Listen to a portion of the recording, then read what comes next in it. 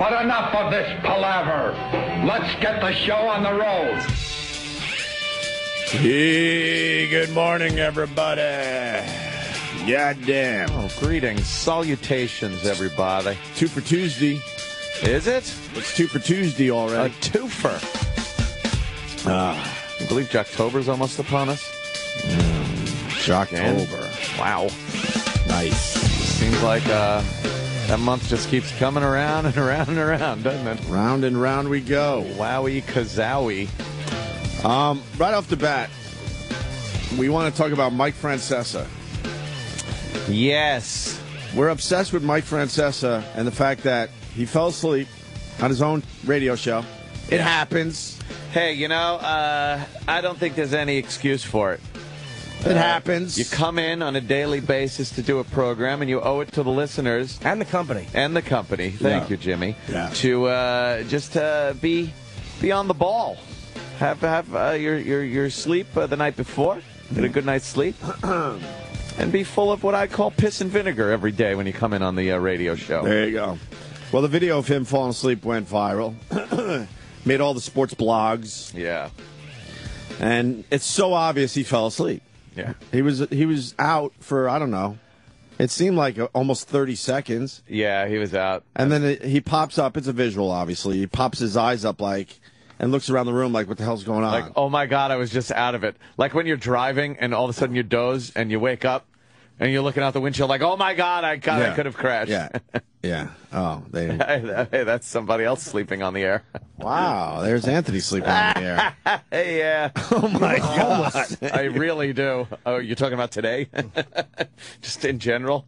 Look at me. I got my feet Another up. 4 minutes later? I had my feet. That was 2007? Yeah, that's 5 years ago 5 already. years. Holy fuckaroni. Well, those chairs were really comfortable in that studio. Oh, were they comfy chairs? And one by one, we all left the studio. Look, now they're panning around in an empty studio as you're still on the air, completely asleep. Now it's another 10 minutes later. I was tired. The music is playing and the headphones. We put the music on, yeah. Yeah, that kept me sleeping really, really nicely. Oh, was I tired? Yeah, anyway, it happens. What It's impressive to see that big, beautiful studio. Oh, I know. It's conducive to snoozing in that sure studio. Is. Plenty so of big conducive to nice. foosball, fucking soccer, whatever else we wanted to do. Great chairs. 25 minutes long? later. Come on. Anthony was out on the air 25 minutes. And we just put on the background music, which you're hearing. Was that after the show ended, obviously? No, you don't remember We this? left at like 9. We literally left and just kept your mic on as you snoozed away. But there I go. And then you finally wake up. And that's the Mike Francesa look. You're looking around like, what the fuck? I'm smiling like, oh boy. You're trying to be cool. Now I know I did something. Better shake Now my you're shaking head. your head. Oh boy. You're like Roy Scheider in that moment. I really was. Yeah. And now you're waving at people who are still there. Me and Jimmy are long gone. Yes. You're looking around like, okay, Hope's gone, man. Jimmy's gone. Now I'm just trying to figure out how long I've been there. And you're like, my headphones are on.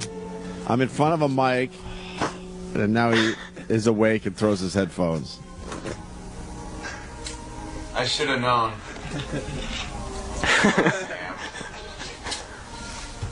Yeah. For the hyenas. He pulls the mic out of the thing. I know. Hey, the line of the day is brought to you by BowDogsFantasy.net. So anyway. Oh, wow. Yeah, you were out.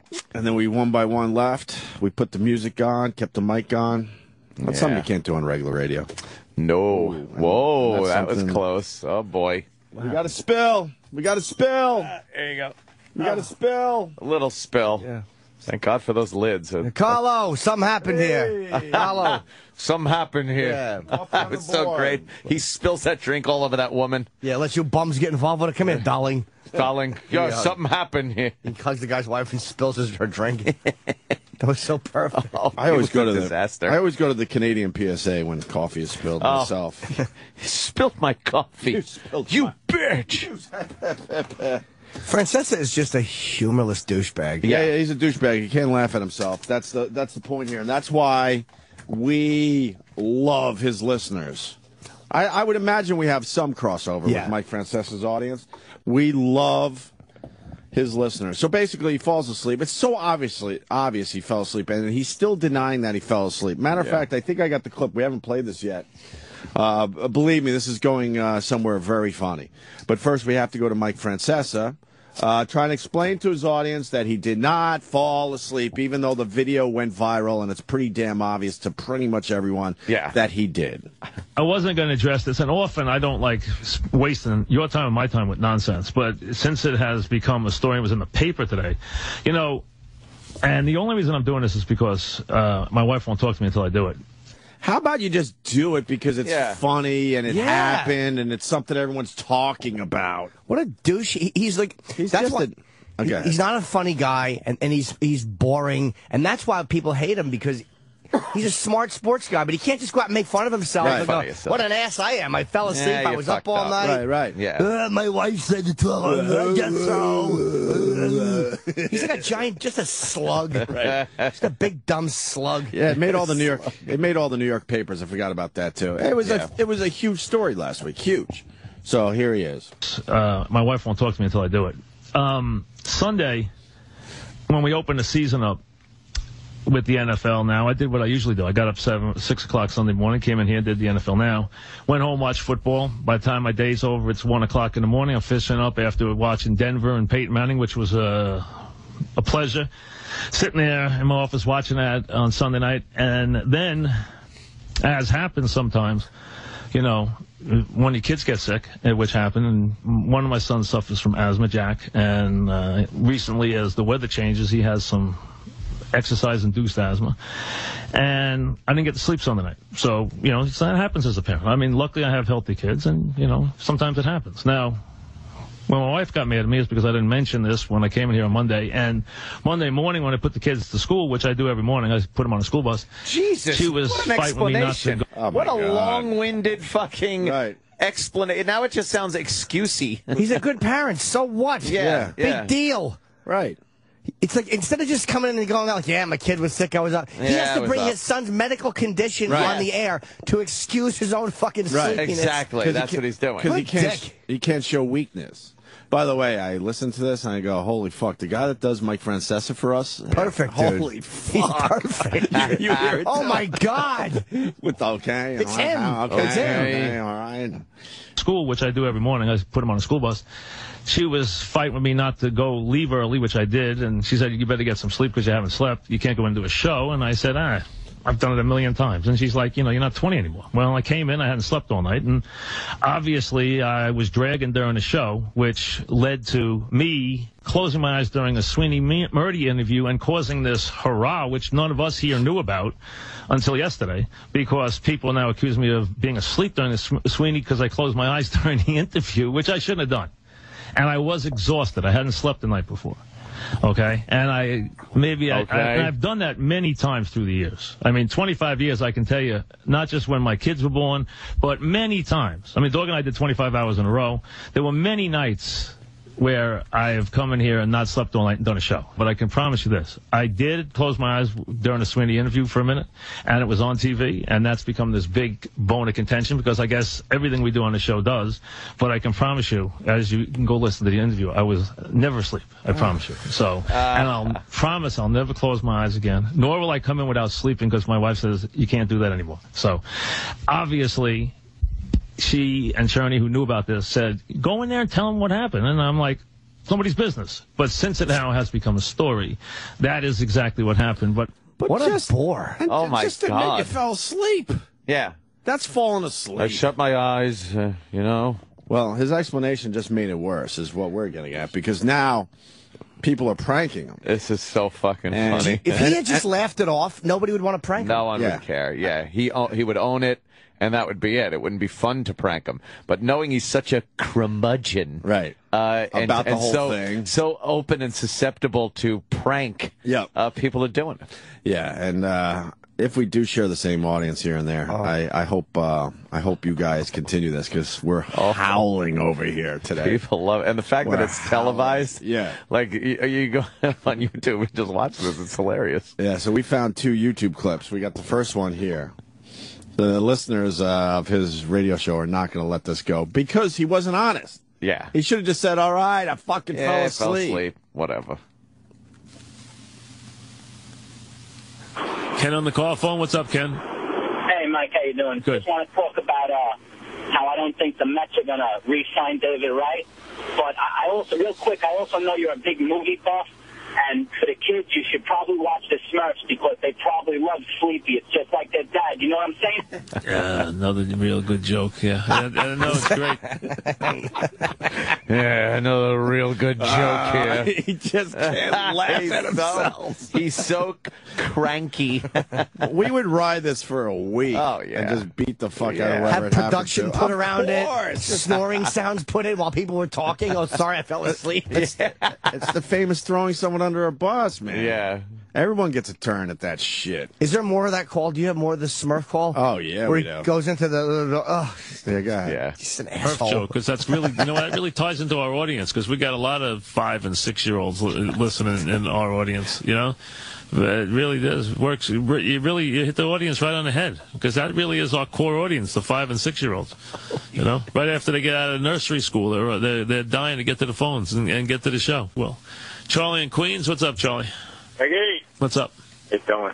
What's up? That NFL Network, Mike, it's a snooze fest anyway. That NFL Network half the time, come on. No, you need games. They got games every week now on it, though. Well, but I'm saying when there's not a game on and then... Yeah, but now they have a game every week. Now, but then 9 months out of the year, it's a real snooze fest. You're better off MSG Network. You watch old Sleepy Floyd, Hakeem the Dream. You know what I mean? And that guy wanting Paterno would be in trouble. Yeah, let's see how many references you can make to the audience realizes what you're doing. What do you think, Charlie? You fool.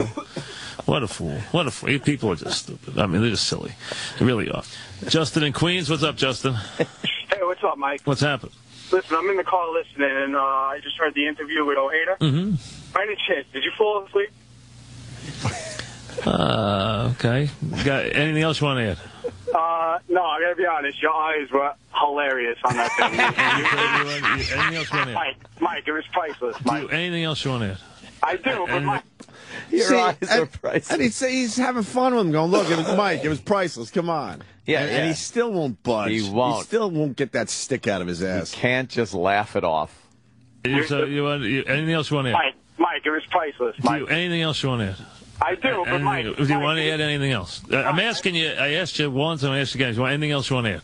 yeah, I do. Okay. You want? Mike, the eyes were priceless, Mike. If that's what you take out of 25 years of my career, well, you know what? That's kind of sad, but That's it not speaks what to they're you. doing. Not Really did. It bothered him a lot. It didn't bother Yeah. me at all. Of course it did it? bothered No, I think it did. That was the last guy, wasn't it? On that clip? Oh, I think they go to somebody else. For sure. What a humorless douche. Hit play. But I hope you had a good time because it didn't bother me at all. Kenny in Brooklyn, because I'm still going to be here tomorrow, the next day, the next day, and get paid a fortune to sit here and do this. So, And now there's another video online. So far, there's 2 of these. yeah. Before the Jets played last week, you know, I heard nothing but, you know, everybody going off on the Jets and how they're not preseason, so forth and so on. And basically, the guy. And let's be honest. I don't want you to get narcolepsy The while I'm Bills, talking to you. That's why I said on that one. the Bills are, been doing this. Stop dead in his tracks. Yeah, he's trying to just talk about move- the Bills. He's even trying to move on after he says it, the Bills, but his mind, It's you like- can tell, just he couldn't think of anything else but this motherfucker. But it doesn't bother him. It's not bother him at all. No, it doesn't bother him. No. Rewind that. Listen it's to how funny. he tries to plow through, and then he's just like this cocksucker. you know. It's going to get a lot worse now. Oh, that's Please, hilarious. We want to play these tomorrow.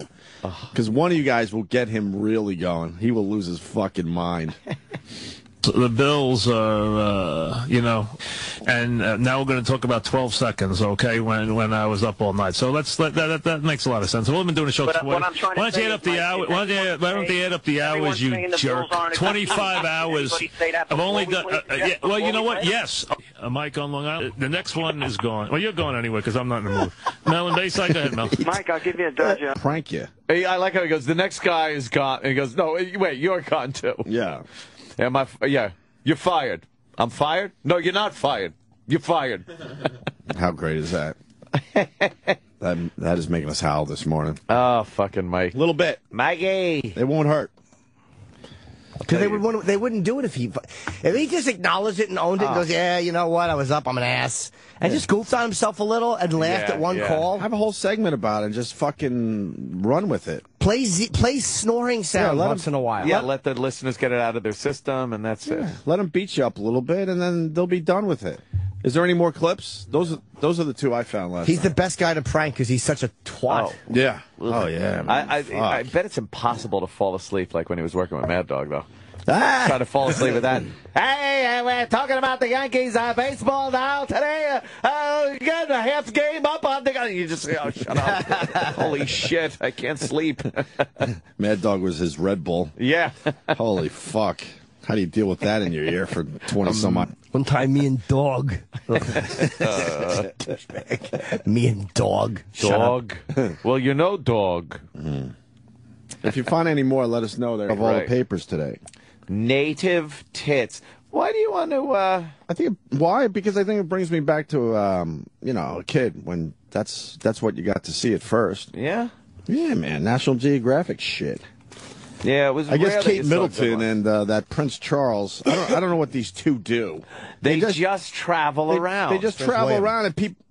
Oh yeah, you're right. Prince William. I can't even keep their name straight. Prince William. And they just talk, and these people have real problems, and they're talking to these two, hoping for something, not knowing these two can't do shit. They're nothing except look good and just travel around together. They were on the Solomon Islands, I gather. Where are the Solomon Islands? The fight over the Solomon Islands years ago. I don't know, but we did. I know this much: the Solomon Islands, the natives, they go topless, and you know what? Not bad. Really? They're fucking nipples and stuff. So I'm trying to get the unedited shots. They are very decent. Problem? No, not a problem if you're into that. The side tits on the front page. Or fucking topless picture fucking scandals. All like, oh my God, I can't believe it's thinking. That's why I want to see it unedited. Yeah. I love the fact that her and William don't even walk on the sand. They have a thing they walk on. So when they're oh God, they can't walk on the dirt. No, because they don't want to wreck their really nice shoes, especially her nice shoes. Ew, dude, look at her nibs. Oh, they're blurry a little. Yeah, they're blurry. Relax. What are they blurred out for? But you look, thought they were all chewed out, right? No, you can see the placement of them are very low. The Solomon broads aren't bad. Does nothing for me. They're midgets. Not bad. They look a little short. They're midget fucking pygmies. Look at those. Why are they hanging out with topless broads? What's going on? I don't know. This stupid royal family. They're in a there's a video. Boat. Play the video. Oh, yeah. Let's see this. Oh, my gosh! Unbelievable! She may be... Aren't the Olympics over? Well, who gives a fuck? Or are they trying to sell the DVD now or something? Are they? Is that what this is about? Going goals. They are so strong, top to Remember the Olympics? It's going to be gold that for was the like U.S. last week's world news. record of these games. Michael Phelps about ready. Oh my God! Why? What are they doing with the Olympics? Long-winded fucking. It's a commercial for what? Commercial. Probably DVD. Blu-ray. It's on Blu-ray. Why would you? Who would buy that shit? Reuters. A traditional welcome for a princess in the Solomon Islands. Nice. As the royal tour continues, hot, topless women present necklaces to Britain's Prince William and his wife, the Duchess of Cambridge, formerly Kate Middleton. At the same time, on the other side of the world, semi-naked pictures of the future queen are hitting newsstands in an Italian gossip magazine. In an Italian gossip magazine. Italy's Key magazine has a large topless image of the Duchess on its front page. The headline says, do that for? Caught, the Queen is naked. But most Italians weren't too shocked. I think the reaction is exaggerated. All this talk about them being royals. Nowadays, we are all equal. It is absolutely out of place to get so stressed and worried about these pictures. I'm the only man left in my village because of vendettas. Everybody I know is dead. I don't care about kids. They'll get shot off if they come by my house. Pictures of the Duchess have already been printed by the French magazine Closer.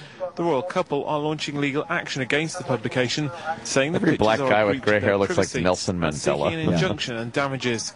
For now, at least, their Jubilee tour is being somewhat overshadowed by look, the they can't walk on the photos. dirt. The images have been picked up by several foreign So publications royal family. and continue to So hateable, circulate right? widely on the internet. She's beautiful, though. Yeah, she's a knockout. I don't like the way those English newscasters talk. The Duchess. The Duchess. The Duchess. Topless pictures of her were in a magazine.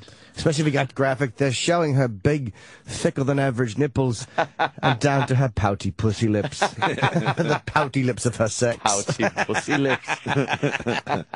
She's pretty much flat-chested, though. Not much going on there. I like little her B's, tits. I would gather. Yeah, little B's. Side view looked a little. I thought the side they looked nice. Yeah, that picture we're looking at now, they're a bit pancake-ish. Very kissable girl. Yeah. Hello, Kate. What was the headline on the New York paper? Because they have to like work in the word tit and breast and always. bosom. Red-faced Kate meets bosom buddy, all a titter. I mean, and then they get mad at people for, because they're so cheeky. Their integrity is amazing, impeccable, the New York Post. So when something happens and they want to dive on somebody for doing something, sexual, right? How do they have any credibility when they make 2 tit jokes on the front page? It's just cheeky shit. Cheeky. Oh, it's a bit cheeky. Cheeky. Those are nice. Yeah, that view is nice. A little side view with the I don't know, reversed arc going on with her back. Yeah, she's kind of hunched over almost. Hunched over, and, frontwards. Those look weighty. Yeah.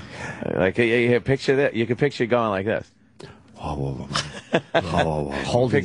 them and pushing up on them a little. When you lift them, your bicep vein comes out, because that's a big, heavy tit. Yeah, it's a big, heavy titty. The sound of the boob. What do you want to hear again?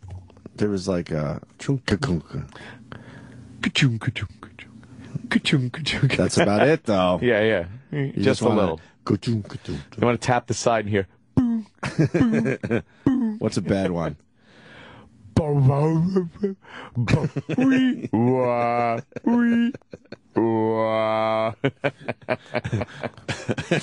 Little Rascals cake.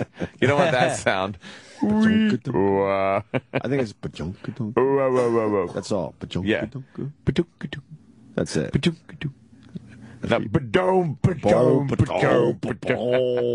shouldn't move too much. Yeah, exactly. Another bad sound is heel. Yeah. Heel. This is very small. They arrested 100 Occupy Wall Street protesters during the 1-year anniversary demonstrations. Ugh, these fucking wastes. Now, I got videos that go back over a year, so why are they marking it as the 1-year anniversary? I don't get that. What is the big day? Why was today or yesterday the big day? Today's the 1-year, or yesterday was the 1-year anniversary, but I was filming shit down there in July of last year, so I don't get it. It wasn't an official fucking demonstration until a year ago yesterday? I heard on the news, they were talking to some of these people. Oh, God. In the year, I felt I've grown as a person so much with this movement. Shut up with your movement. I made a more fucking credible movement in my turlet bowl. Fuck them. There was one asshole that had a donut on a string. Oh, what was that about? I absolutely support the NYPD, but it was slightly funny because it was on a pole. Oh, for the cops. Okay. Yeah, it's in the paper. It's one of the pictures they're showing today from the. Right. Well, the cops fucking were just zip stripping these idiots. Well, they should have just hammered that guy. Yeah. I don't get it. But then you got the guys screaming as they're getting arrested. What the fuck? You know what? Get arrested in some other country. Because they're used to getting what they're like. Most of them are privileged suburban children who are not used to actually being told what to do. That's how they got everything, by screaming their whole life. Right. No. Ugh. Little pissy eyes. Jesus Christ. You don't like them? No, I hate the Occupy people. Oh, I hate them. I mean, there's obviously some kind of message that you want to put out there about Wall Street. That's fine. You don't think they're being fair. I don't know. But this entitled group here is just pathetic. They're hypocrites to the umpteenth degree. I love them zip strip cuffs. Rip. So what happens now with these people? Are we hearing yelling? Sam?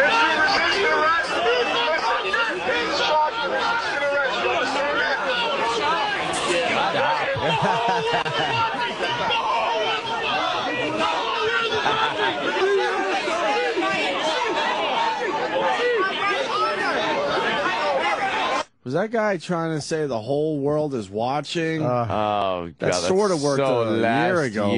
Man. It really is. Look at those big occupied tits. Yoko. Occupying that shirt nicely. Yeah. Nice, yes.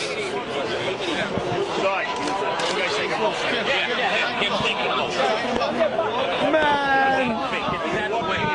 Listen, back up with those cameras. Someone's going to get hit in the head with that back. He's threatening. Oh.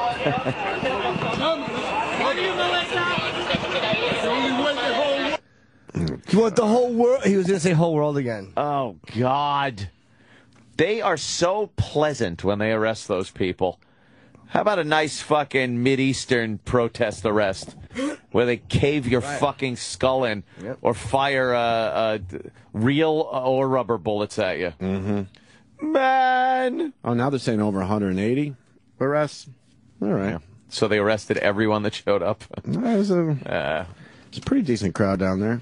Hundreds. It was just hundreds? Yeah, they the videos I saw, thousands. it was pretty impressive. I think they were expecting a lot more, but I think people are over that cause and move on to the next cause. What is the next cause? What's going on in the world that we need that cause? Is it the elections too big right now for a new cause? Well, we're only a Where's month. Coney? Did they catch him yet? We're only a month and a half out now, man. What happened in April when everybody for this Coney thing? You were supposed to send for your Coney kit, right? And then I think somewhere in April, on a designated day, everyone would wake up, go outside, and holy shit, Coney posters were everywhere. Yeah? It was like taking over. Yeah. And that was going to let everybody know. No, that was last April. You don't remember? Oh. Yeah, exactly. Oh. No one gave a flying fuckaroonie. Was that a bustaroo, you think? Oh, what a bustaroo. Well, he went crazy. It was such a bustaroo. Yeah, the guy decided, I'm just going to go out on a sidewalk and start take my clothes masturbating. off and jack off. I'm just going to jack it naked on a sidewalk. You want to talk about the whole world was watching that guy. And Yes. What has he decided to get completely naked and jack Yes. off? When you keep that shit on the QT for a little while when all eyes are on you? No, Exactly. I actually think that's the best thing you could do because it's the one thing they'll remember. Yeah, just tug your that guy pud. was classic. Tugging his pud. Yeah, he's just pulling his prick in front of everybody. Speaking of pulling your prick, there's a guy that I think he's been caught 3 times on the subway jacking it, and everyone's pissed off because he just got probation, 3 years probation. I guess they don't see that a big crime. I know, but that's the type of guy that will fucking eventually grab somebody. Yeah. Subway pervs free to grind. State lawmakers, prosecutors, and women are outraged that a chronic pervert who masturbated on 3 subway rioters. I apologize to the ladies. To me, It's very funny. It's kind of funny in writing. We got these, what's called cocks, and guys just can't fucking, they just want to share them with women. I know it's a horrible crime, but when you read it, it just sounds funny. A chronic pervert who masturbated on 3 subway riders got off with no prison time. Courtesy, it says courtesy to the state's highest court. How is he doing off on them? Darnell was Hardware. he rubbing on them? The name always works out. Darnell Hardware. 27 got 3 years probation last week because Court of Appeals judges ruled earlier this year that subway grinders, as they are called by law enforcement, can't be charged with felonies if they don't use force to pursue their repulsive perversion. Oh, so you could just kind of cozy up next to a chick and rub your boner on her, and it's okay as long as you don't grab her and hold her there. She has the ability to leave, and as long as you're not menacing her. How do you have the ability to leave if you're on a packed subway train? That's true. I would argue for the defense. Does she have the ability then to just reach, grab his testicles, and crunch them with her hand? That'd be a good one. In other words, it's gross, but it's not violent. Yeah. So I guess the problem is it's not a felony. You'd open up the door to somebody saying, hey, that guy was grinding on me, when you're just in a crowded subway. It's kind of hard to distinguish You know, unless you're really just kind of humping. Was he tugging or was he just grinding? It looks like he's grinding. Yeah. The court system has let him get away scot-free, said Nicholas, 40 of Manhattan, who has faced down a subway grinder before. It's a slap on the wrist, honestly. I do not think the punishment did fit the crime. Yeah, I don't think so either, man. No. He should he should get a little more than that. And prosecutors say dozens of subway sickos have walked away from charges. So we could just do this? Yeah. Sam, what do you say? You go out on the subway for the show and just start grinding that cock of yours. No, just wear tight pants so your ass becomes a magnet for them. Oh, or let guys, grind on you. You should be our, what do you call it, decoy. Yes. Listen to this. In Hardware's case, the pervert has indeed been prolific, with a rap sheet that includes 32 arrests, including 2 sexual assault cases in the Bronx and Brooklyn. This guy's going to rape someone. He's a piece of shit. He hasn't already. Yeah, he's going to rape. What's going on with our court system? Fucking get rid of this guy already. Just don't have any place to put these idiots? Stack them on top of each other. Who gives a fuck? There's no fucking cure for a sex criminal. There isn't. They will continue. They will continue to do this till you get them. Right. Sure. Oh shit! All right, the article gets a little hot, everyone. So all right, let's all relax here. Wait, mind if I sidle up to Jimmy and start grinding on his leg? Whatever I do. And I'll put the top. I'll aim my hard on up and press it against the console, so I get some friction pre-cum. Chain reaction. The recent subterranean charges stem from 3 incidents in Manhattan between 2003 and 2005, when Hardware. So these cases go way the fuck back too. Oh. When Hardware rubbed himself to orgasm. Whoa! This isn't a crime when you're fucking spilling jizz. Now, how did people know that? Stick out? Rubbed himself to orgasm on 2 young women, aged 22 and 24, and a 17-year-old high school student. Whoa! He's a piece of shit. Yeah, he's a piece of shit. Whoa! Maybe he yelled, "I'm coming." I mean, you ever try to come quietly? It's very hard. Yeah. You always give yourself away. He's like, now, if you're coming through, all right, you didn't take it out, but you're grinding up against women and you're coming, that's not a felony? Yeah, how is that? In a crowded subway? What is wrong with our system? How encouraging. She could feel what was happening, but was powerless to move. Powerless. She felt what was happening? Yeah. Hardware. Powerless to move. Come on. We usually only read the first paragraph or 2, but this is kind of fascinating because it says Hardware could thank fellow perv Jason Mack for his freedom. In 2002, the 300-pound Mack rubbed against a 14-year-old girl in a packed downtown 1 train, but it wasn't until 2009 that his DNA was linked to the crime. Yeah. Mack confessed to the perversion, but Judge Renee White threw out a felony charge because there was no proof the girl felt threatened with violence. This is fucked up. Are you kidding me? 14-year-old girl he rubs his dick on. A 300-pound guy. What is wrong with that judge? The judge figure this shit out? I wonder if somebody rubbed on her in an elevator, if that judge, right. Renee, I'm guessing is a woman, I wonder if she'd feel threatened. Right. Of course. Of course the girl felt threatened. I imagine that the judge would take it differently if it was her asshole being rubbed against. Some fuck lawyer just arguing that it isn't violent. Your Honor, on a packed subway, it may not be appropriate. But this Mack guy had good lawyers because they fought the case all the way to the top. Yeah. Mack ended up facing a max of 3 months for a misdemeanor sex abuse charge. 3 months. Wow.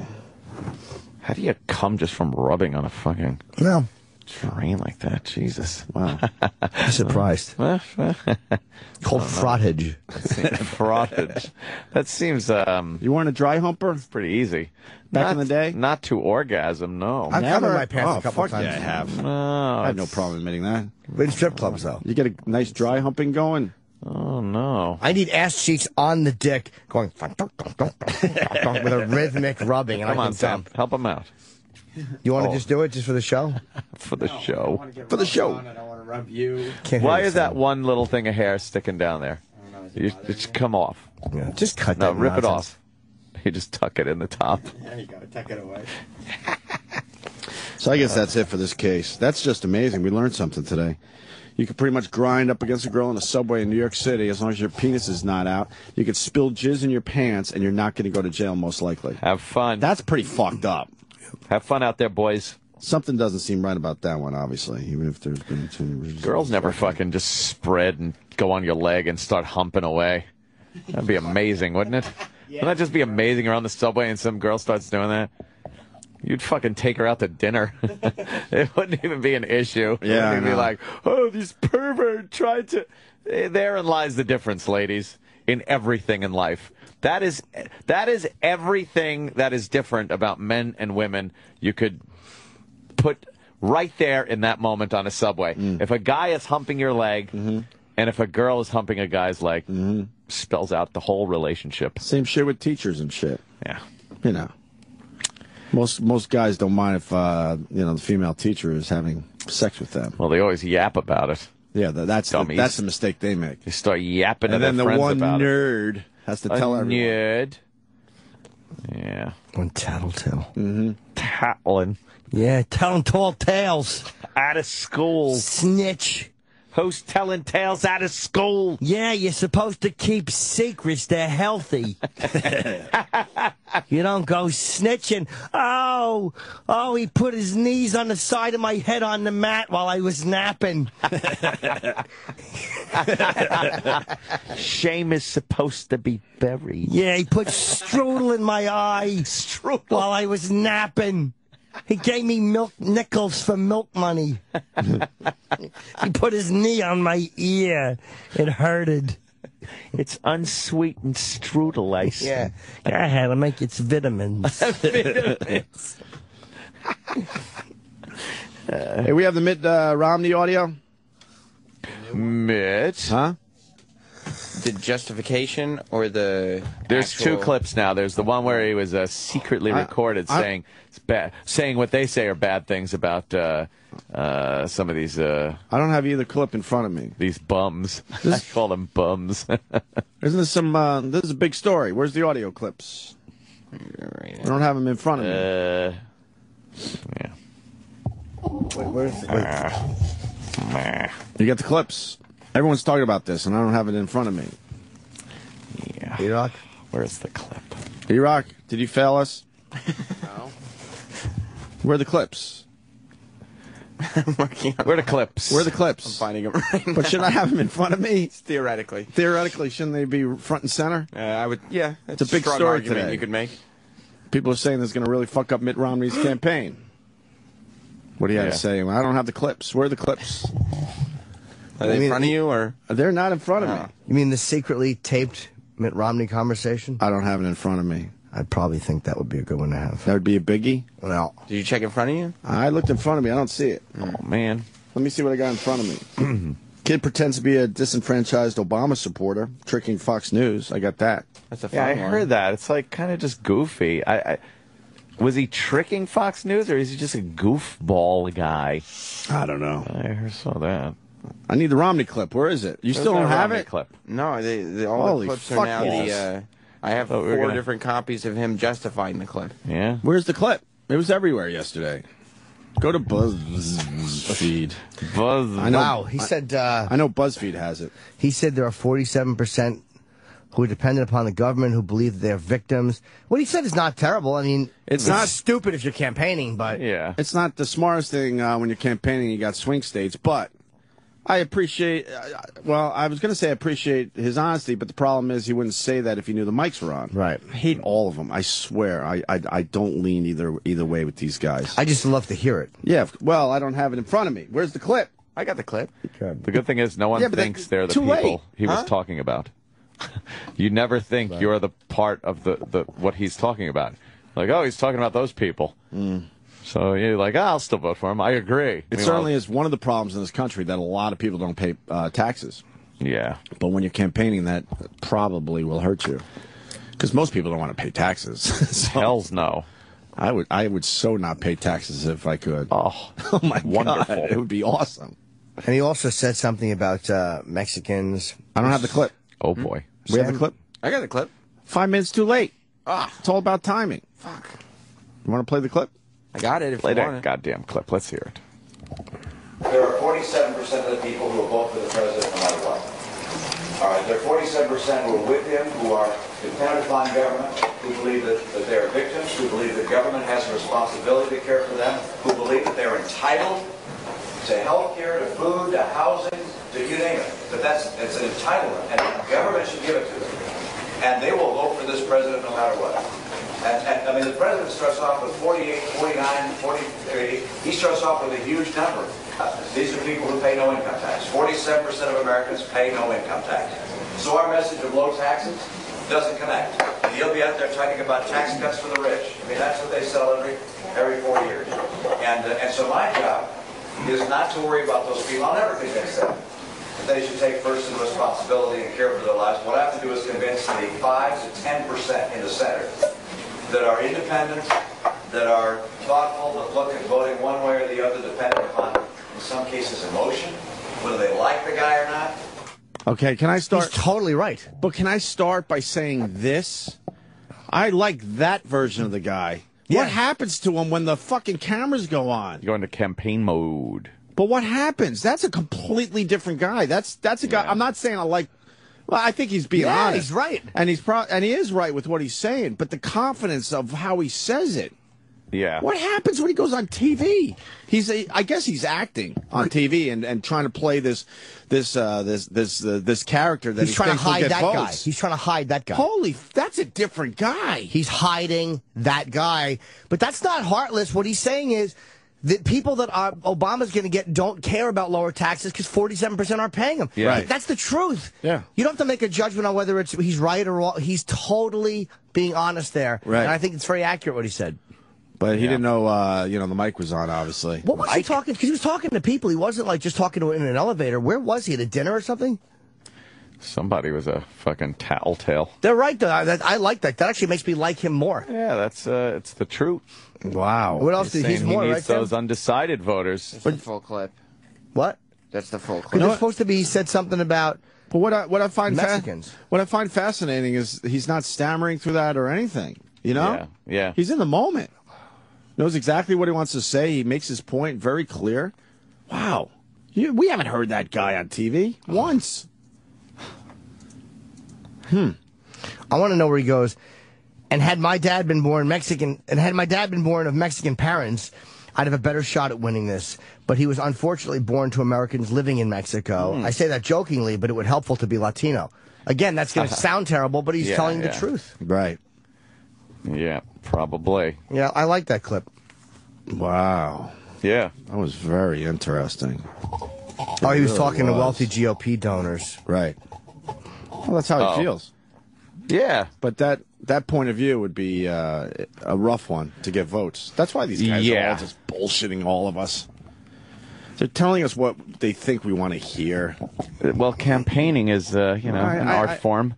You got to get out there and say what is going to affect the polls. I get it. It's unfortunate. Yeah. Honesty is not has no place in a campaign. But we all just accept it, right? Yeah. Yes, we do. So. He was in a house. And who's the douchebag that taped him? Don't know. Here's a Mexican thing. Although I don't blame them. I mean, if you have the presidential candidate talking, I would probably tape it too if I could. Yeah. But I wish he would say that publicly and just stop trying to be Mr. Nice Guy. Be the guy you are. You were born with a silver spoon, you never had to earn anything and so forth. And frankly, I was born with a silver spoon. My heritage, my dad, you probably know, was the governor of Michigan and was the head of a car company. But he was born in Mexico. And had he been born of Mexican parents, I'd have a better shot at winning this. But he was one of Americans living in Mexico. He lived there for a number of years. And I say that jokingly, but it'd be helpful to be Latino. That's not bad. He's just joking around. Nothing. They're going to try to spin it. God almighty. You can't joke around at a dinner? That's the guy the wife tries to explain. He's a funny guy, and people really, really like him and all that. And it just doesn't come across when he's front of the TV lights. And now, of course, MSNBC, you get people like Al Sharpton demanding an apology. No, Al Sharpton. No, he didn't yet. Oh, okay. I guarantee you. Really, you think? That on his show, he will say that Romney should apologize. His whole show has turned into a Romney needs to apologize program. I'm outraged. That's all he does. He fucking hijacked that whole channel. Ugh, MSNBC. Terrible. They're trying to get black viewers because they're dying with white. They're just dying. Nothing. He hijacked it, though. Gets his nose in every single fucking show. He's terrible. I don't like him at all. He's a race-baiting shithead. I don't like him at all. Yes. But there you go, Romney being way more personable. And Romney. Those clips were not bad at all, man. They weren't bad at all. Yep. Boy. It's not like he said anything angrily. He was telling the absolute truth. Obama's base doesn't care. That's a great point. They don't care if I talk about lower taxes. Obama hammers on taxes for the rich, and that, of course that's going to get people. He's right. Mm-hmm. He's totally right. I saw Jesse the Body on Piers Morgan last night. Oh, should we play that audio today? Shit. What a fucking lunatic. We should be playing some of those clips today. You want to play them? Go ahead. Yeah, might as well grab a few. Sam, I don't have the clip. What? Oh, shit. Why don't we have that audio in He was, working on it. He just now looks... We need someone to go through that audio for real. He looks like a complete lunatic now, too. He always has, but he's just... He's shaking like crazy. He shakes a lot. I saw him walking out of Howard's studio yesterday when I went to the bathroom. Yeah? Did you punch him in the face? No, you know, I don't even know if he's on me. But he's always rocked, and he's been doing that since we had him on K-Rock. I think he has, and it's totally a guess.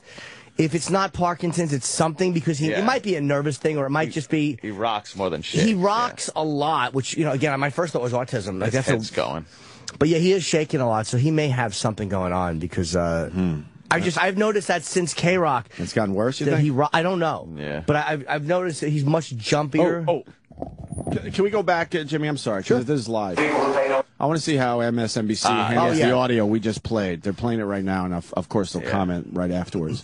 He'll be out there talking about tax cuts for the rich. I mean, that's what they sell every 4 years. And so my job is not to worry about those people. I'll never convince them that they should take personal responsibility and care for their lives. What I have to do is convince the 5 to 10% in the Senate that are independent, that are thoughtful, that look at voting one way or the other, depending upon, in some cases, emotion, whether they like the guy or not. All right, so they had a news conference and doubled down on it, asked for more. We will show that in a moment. But first, Jeff. You know, there's a serious argument to be made in this country about the rise of the entitlement state, whether we can afford Medicare as it is, whether it's sustainable as an entitlement, and whether dependency is a serious issue. But it's hard to imagine a candidate for president bollocksing that message up on so many different fronts as the way Mitt Romney did. Okay. First of all, on the factual issue, the idea that people who don't pay income tax are necessarily Democrats. No, many of them are senior citizens and they're voting for Mitt Romney. Many of them are people who have way more Democrats. Many of them pay other taxes. Yes. And to do it in a closed meeting with rich supporters. Ouch. Barack Obama is still paying the political price for that closed-door meeting 4 years ago when he talked about white working-class folks clinging to their guns and religion. And it's true. I on this very program, referenced Mitt Romney as Thurston Howell III, which is now the David Brooks column.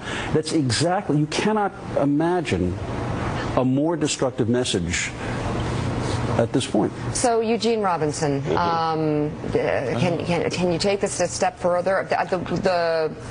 The reason why I'm worried this will last is because it does fit into an overall, I hate to use the word, narrative that just won't go away. The black guy's going to look out. It does. It actually fits into several overlapping narratives about Mitt Romney, none of them flattering. Racist, frankly. It fits into all the pejoratives about Romney. And for me, the part of that... I'll tell you where he did, when I listened to that again, is when he says, I'm never going to convince them. What I need to worry, what that sounds like, and that was a dumb thing. There's got to be a better way to phrase that. Because it's almost like he really is saying, I don't give a fuck about pleasing half the country. You know what I think he really meant, though? Not when I'm president, I'm going to just fucking throw these people to the side.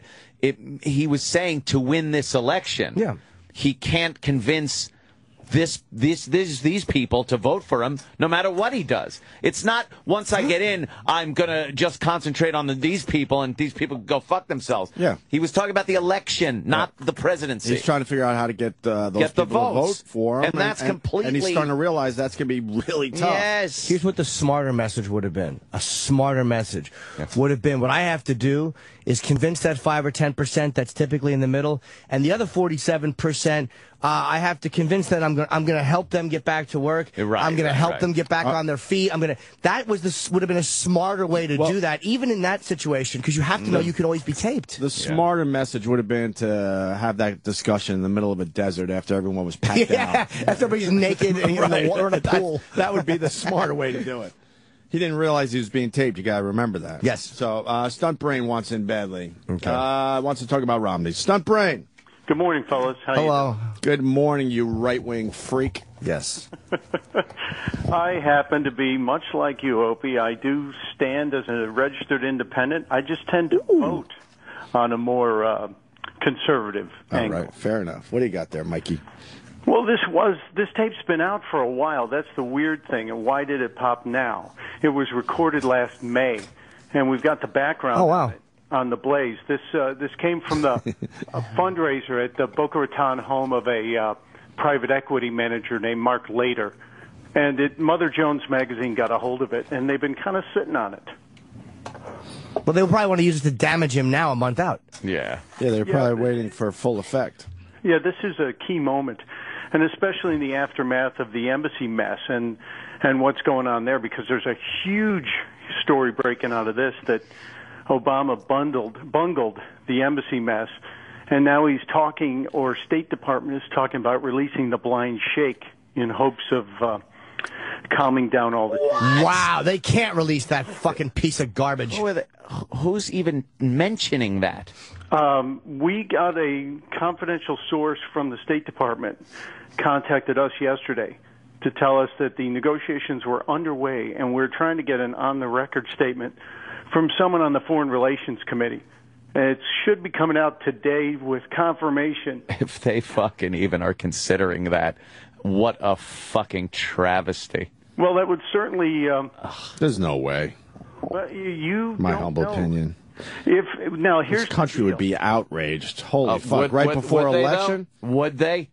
When we contacted fucking country people, they did not deny it when we contacted them on it yesterday. They referred us to Justice, and when we talked to Justice, they said no, we're not releasing him. But they didn't deny that a transfer of custody for humanitarian reasons could happen. Fuck him! What humanitarian reasons? Well, God. His health? Gives a shit. Like what McGrahy's health? Was that his name? Fuck his health. Fuck that blind bastard. He should have been shanked years ago. Well, he is serving a life sentence, but there is further discussion going on, and we're really delving into this today, because if this happens, one of the sources said the release would be, or the transfer of custody could happen after the election, but the violence could be tamped down now. The Egyptian President Morsi said that this was one of his primary goals, was to get the blind sheikh released. We're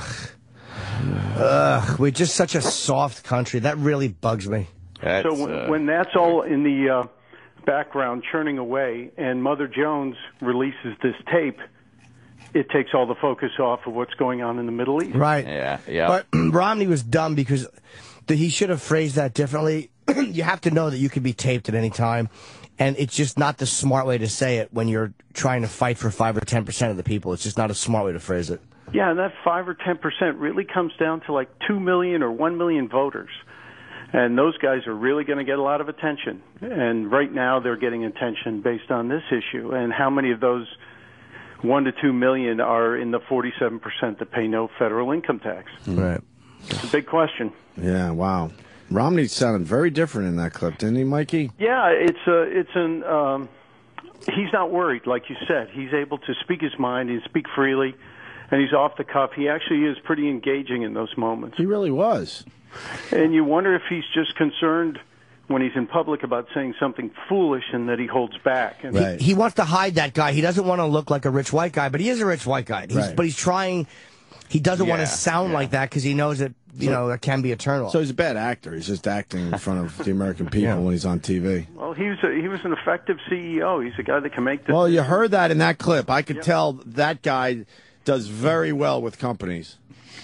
Now, I wonder if this will drive out the clip that we heard about during the 2008 election of Obama in a similar situation speaking to donors. We've never seen this tape. We've only heard it has very damaging statements. Wait, that tape's never seen the light of day? Never. And I think the L.A. Times owns it, and they won't release it.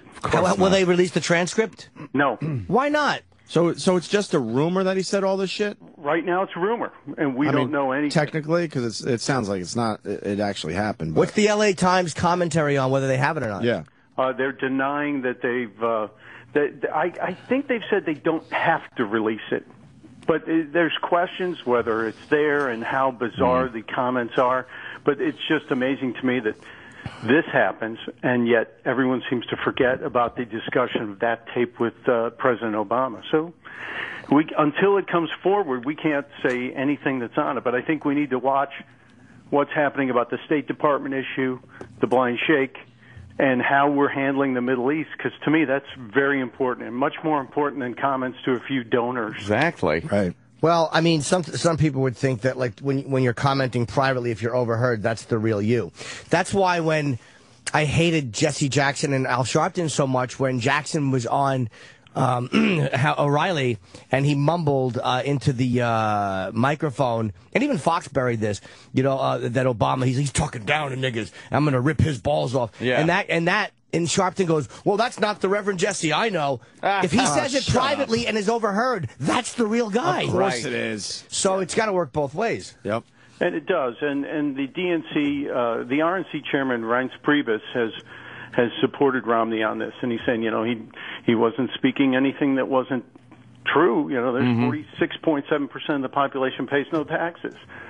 And those people are predisposed to supporting President Obama. Yeah, exactly. But the way he was saying they're not going to listen to the message about taking control of their own lives, that's just a dumb way to say it. Like, I'm not saying he's wrong or I disagree with him, but you got to say that smarter. You can give the same message, but again, if you're campaigning and it's this close, you have to say shit like that smarter when you know you can be taped. Right. You're right. You don't tell people, well, you're just voting for the guy because you're dependent on government, and you want to keep your check coming in each month. Yeah, but Mike makes a good point. This was taped a while ago, Jim. Here in May. Yeah. This was in May, and bits and pieces of it have been on the Internet for months. Mother Jones just chose this point in time to make a big splash with it. Mother Jones. They said there's more to come. So this is only the first shoe to drop. Hey, Stunty, what are you talking about the Obama thing? Because apparently that clinging to guns and religion clip is out there. No, this is a different one, I think. Okay. What is it? What is he supposed to have said on that one? All they have told us is it's so damaging that if it got out, he would not have been elected. Oh, well. Well, that's easy to say until we hear it's the clip. Good. It's good. Now we need to hear the clip. Yeah, of course. Yeah, it's a good story. All right, Mike, stunt brain there. TheBlaze.com, right? Yes, and I'm using your clip of Zuccotti then and now in my historical piece on the 1-year anniversary. So on the Opie radio videos. Ooh. What is that? When I went there when it was empty? Yeah, you did a great little then and now right after it was emptied. Right on, brother. So it's part of my retrospective after yesterday's lackluster protest. Yeah. They only had a few hundred people down there, right? There were more cops than people. Oh, really? Yeah, did you go down? Cops I was in the middle of it. I felt like I should have went yesterday. I didn't, though. It was, you didn't miss much. I just loved it down there. It was just so much fun, wasn't it, Mike? Mike was down there every day, too, for a while. Yeah, I was, and we're never going to see that again, but it's over. It's done. We'll never see that again. You're right. Why don't you think cops are people? Somebody misspoke. Yeah, exactly. More cops there than people. Head of the Blaze resigns in disgrace. Calls cops non-people. Well, the occupiers were calling the police animals. Of course. Cops on horseback, they were saying, look at those animals on top of the horses. I get it. Wow, they should go to a country where they crack their fucking skulls Go open. to Syria. They know how to handle a protest. Yeah. They sure do. The cops are saying please and thank you here. Oh, my God. All right, Mike. TheBlaze.com. Always a pleasure, sir. Thank you, fellas. Bye. We're going to go eat now, and then we're going to do Jesse Ventura. Where's the clip? Do I get the clip yet? I got clips. A clip of Jesse. That isn't in front of the live audience that he had last night, is it? The clips I have are in front of the live audience. Oh, wow. I have Ventura on the Navy SEAL book. We broke that story wide open. Okay, good. See, we get some exclusives here on the O&A show. Politics being based on bribery. I remember hearing that one. It's all bribery. You know what? He's not wrong. He's not wrong. Yeah. If we do it, it's a felony. But they do it. Shaking, motherfucker. Ventura's. Let's remember, I gave him pirate face. I like my Jesse Ventura shaken, not stirred. Ventura's take on 9/11, which would be interesting. We haven't heard that before. No, never heard that one before. I don't know which way he'll. You think he's going to backpedal? I'm just asking questions. Does he say thermite paint? That's what you got to stick around Love for. the thermite. And Jesse Ventura on Mitt Romney. So we got a few clips. We got the clips finally. But I can't confirm. The SEAL book could be from the SEAL we had in studio, or it could be. No, it's about SeaWorld. They play the little tootie horns with their nose. It could be about the new book. It is about the new one. He says something to the effect that the American people have the right to know. Right. Which I kind of agree with, because they're not. The SEAL book does not. I'm reading it. They are not giving. He says he made extra sure he's not giving away anything classified. Nothing that would. No technology that would endanger troops. Right. Okay. We got lots to do, but we're going to eat first. Yeah. The Opie and Anthony Channel. Sirius XM.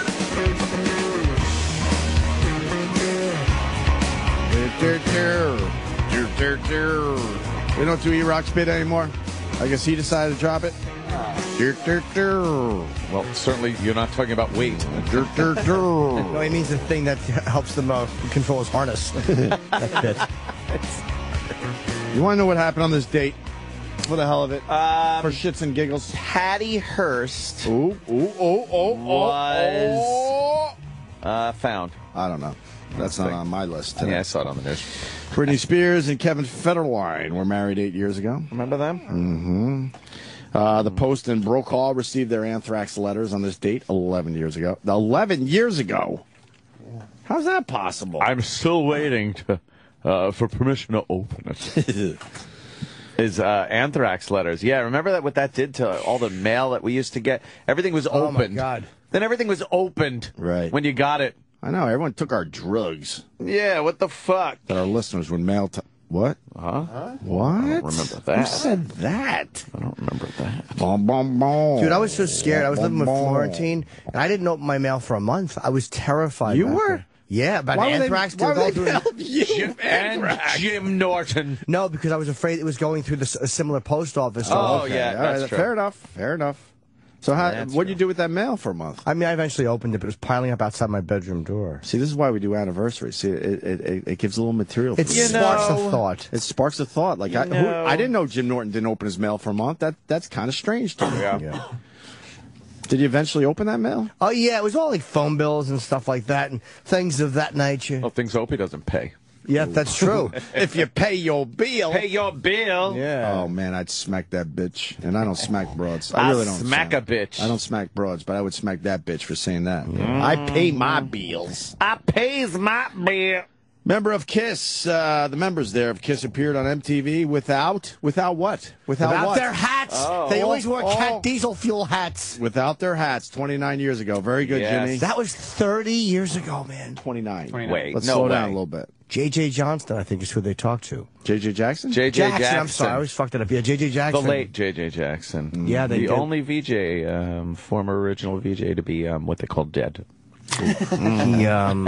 It was a Gene, Paul, Peter, and I want to say Vinnie Vincent, or was it? Oh yeah, they didn't have all the original members for that. No, who were the four? But it was the big thing was, just seeing Gene and Paul without their dumb makeup on. I'll tell you, they pulled that off for fucking years pretty successfully, man.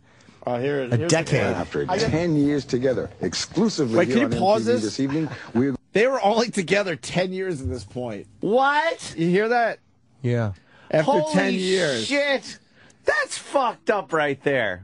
But nobody, there was pictures of them only like 10 years old with bandanas because no one had cell phone cameras. There was no way to. Yes. There was a decade they kept their faces. I remember being a little boy, and I think it was Circus Magazine. We brought this up a lot. Remember the shot where they kind of showed him in the mirror, but you could see him without makeup, but it was like just a little bit. Oh, man. Just a tease. Maybe I'm dreaming this. You might be right. I just don't remember it. I remember something like this, or it might have been the big reveal, and it was in Circus Magazine. And someone caught them, like their head was the back of the head was to the camera, right. But with the mirror thing, you could kind of see what's going on. I could see. And it was a huge exclusive, even though obviously the band set the whole fucking thing up to get us buying the dumb magazine. In hindsight, when you look back, you can see that there were pictures of them, but you never knew if it was them or not. You never knew if it was them. Yeah. All right, let's go to J.J. Jackson, MTV 1983. Kiss without their makeup for the very first time. Vinnie Vincent, lead guitarist and co-writer of many of the songs on the current Kiss album. It's an old, and then it fades into him. It's a picture of him in makeup. Car. Wow, it was Eric Carr. And Kiss is, by the way, the very first band that Eric has ever been with. Oh, jeez. Wow. And they were showing it's a picture of them in makeup, and it fades into their face. And lead vocalist, Paul is a co-founder of the group. This is so weird. That was a big moment. Gene Pretty Simmons, smart, though. bass, also co-founder of Kiss. He is the fire-breathing, blood-spitting monster So of many Kiss. people watched this. Welcome, you guys. This is amazing. It just looks like a douche. Wow. Oh, God. Play a little clip, but that was the big reveal. Their hair. But that was to kind of pump up their their record sales. After 10 years. Fast forward 29 more years. So next year will be their 40th anniversary? Yeah, 73. The hell was Kiss. happened? So they'll do something for their 40 years with Kiss. My God, man. So that happened. Boston released More Than a Feeling 36 years ago. You're not a Boston fan, are you? I liked Boston. I love Boston. There you go. Fucking love Boston. Jimmy, you liked Boston growing up? I like a couple of their songs, and I used to charge Kenny Penko $1 to draw this cover for him, and I was never that good. Look at you. We all used to try to draw the album covers. Remember that shit? Yeah. I sucked at Or it. trace them. Trace them. That's what I did. I traced. I loved a good piece of tracing paper. Yeah. Tracing paper ruled. But then you'd put dents in the album. You'd like leave little divots in the album where you traced it, and you were like, I'm a cunt. I ruined it. Well, that paper's so fucking thin, you'd always poke a hole in it as you're tracing. Trace through it. I loved tracing paper. More Than a Feeling. Kurt Cobain liked this song. He liked Boston. Yeah. And there's some kind of connection with this song, is it? And Smells Like Teen Spirit. Anyone? Yeah. Is it online there, Sam? I think we did this a little while ago, but I mean, with the song being released 36 years ago, we can play it again. Maybe. Well. Smells like Teen Spirit. No, some would say that it completely ripped off More Than a Feeling. Really? Yeah. Is this it? How about you turn down yours, Z-Rock? Yeah, punk. There we go. 10 years. Did all seem to change with that song. Which song do you mean? Smells Like Teen Spirit. Oh, that song, yeah. Yeah, how about that? More Than a Feeling with the lyrics changed.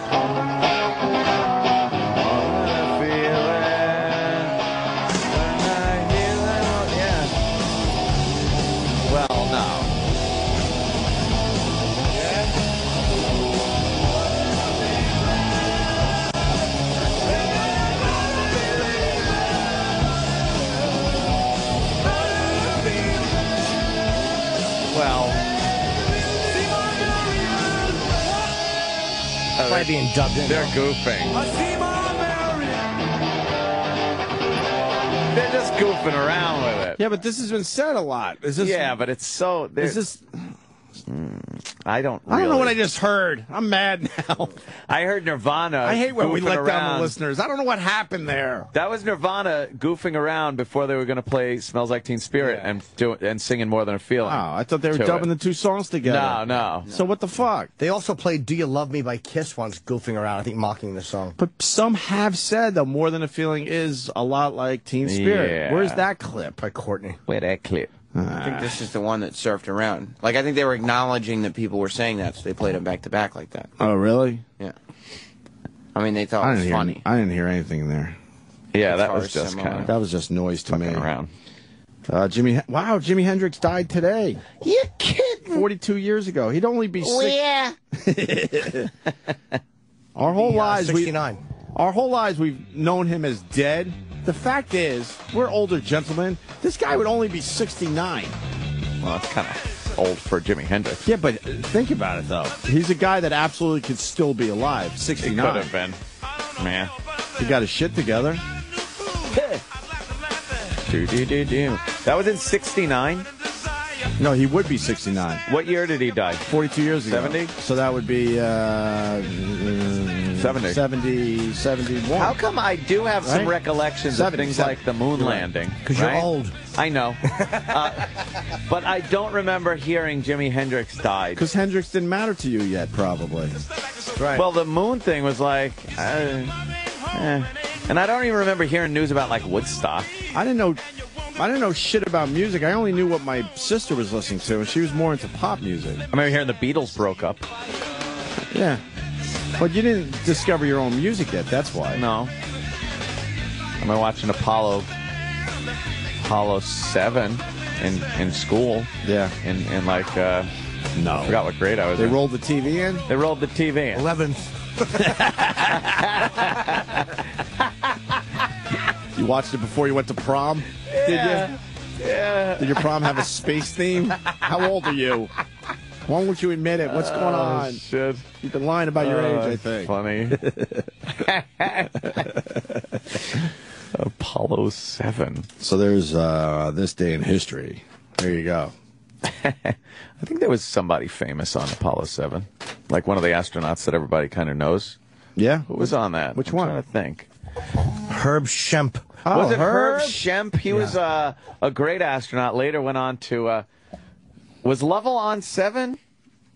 I don't know. Well, I don't know either, Anthony. Buzz Armstrong. Buzz Armstrong. Major Tom Paul Williams. You guys are assholes. I think it was Buzz Lightyear. Buzz Lightyear was in there. Yeah, that was Buzz Lightyear's. All right, who was on there? Fucking ride.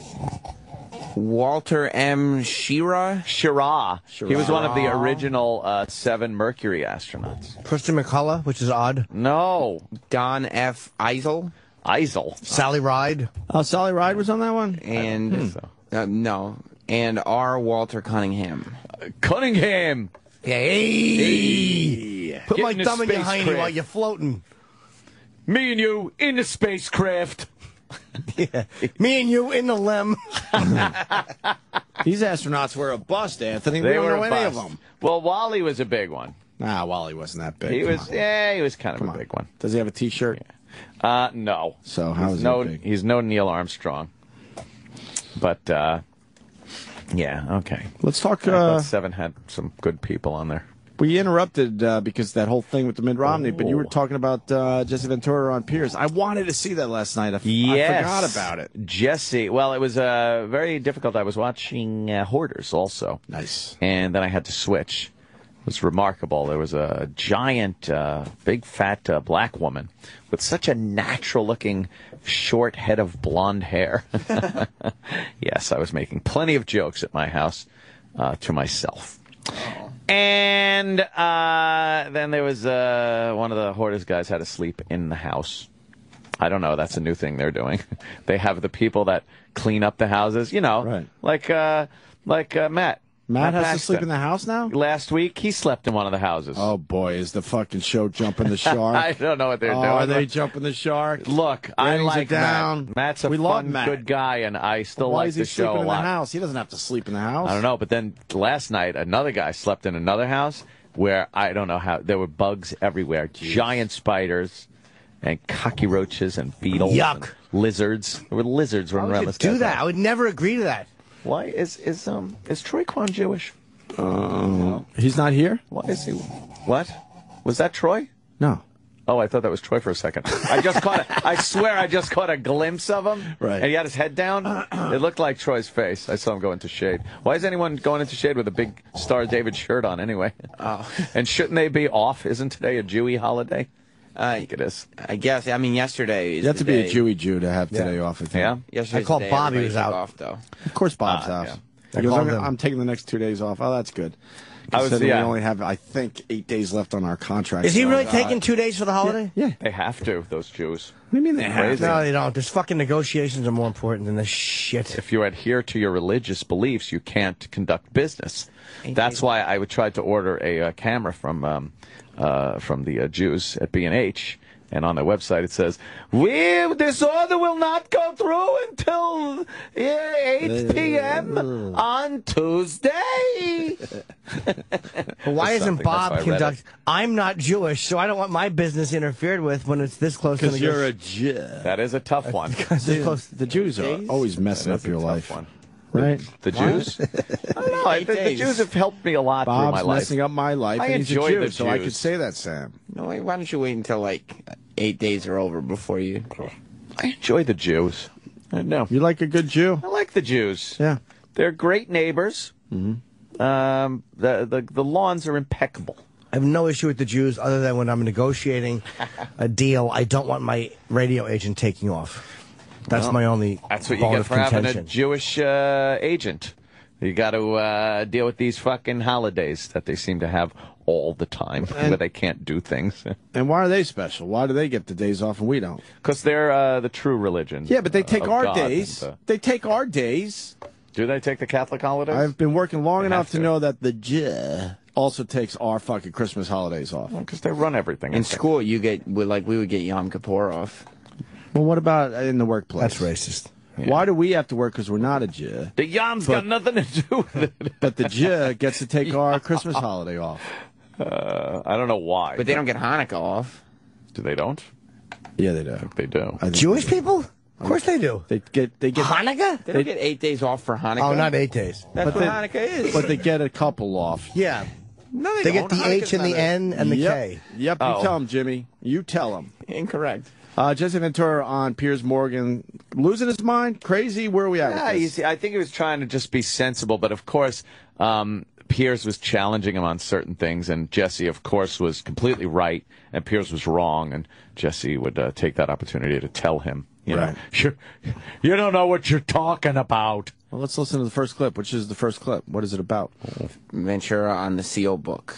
Ooh, the new Seal book. My Seal. Not Chris Kyle's, right?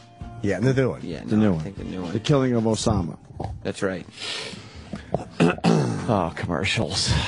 Well, if I had the clip in front of me, we wouldn't have had a commercial. Is there funny? Sam. What do you think Sam for? I'm queuing it up. Mr. Reynolds, over to you. Good afternoon, Mr. Ventura. Hi. My question to you is, as a former Navy SEAL, do you agree or disagree with the recent release book by the 6-member SEAL team and the objections of the Pentagon? I don't have a problem with it. The op was over a year ago. The op. And I feel I have a right to know what went on because our entire military is paid by my tax dollars. And I believe I have every right to know what they spend my tax dollars on. Not really. And I also would like to hear from boots on the ground. Boots I on don't the want to ground. hear from the media what happened in the op. I don't want to hear from bureaucrats in Washington what happened on the op. I would like to hear from boots on the ground, somebody that was actually there, so that I can make a determination. How does it help, Jesse? If my brother's a British Army colonel and has done tours of Afghanistan and Iraq and so on. Sure. How does it help operationally if all the guys around are all wondering who's going to put this in a book? I mean, surely they all sign up, don't they, to not write about their experiences? Well, he's out now. He's a civilian now. And I just, to me, he has the First Amendment rights, or he should have them.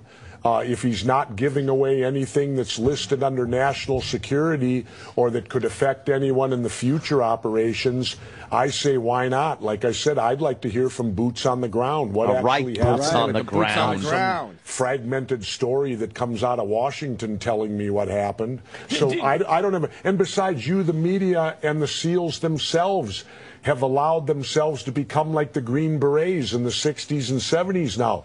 I don't like the fact that you even know we exist. Because back in the 60s and 70s, nobody even knew who we were. Well, that's out of the bag now. Hollywood's made plenty of films. You've had my friend Dick Marcinko, who created SEAL Team 6. He's written a half a dozen books. He's a friend of mine. Of SEAL Team 6 can write books about what they do. What the heck? If he doesn't put in jeopardy anyone, why is our government so up in arms about that he does that? They didn't even know about us. He would spout it off at every turn about how he was a Navy SEAL, so shut up. And doesn't that mean that there's probably some stuff we don't know about right now? Yeah, you would think. Yeah, you would think. I think he's right, though. I think he's right there. Yeah, I wouldn't have played that clip, Sam. I think if I had the clips ahead of time, I wouldn't have played them. Yeah. No. It doesn't show Jesse Ventura being all wacky and shaky and shit.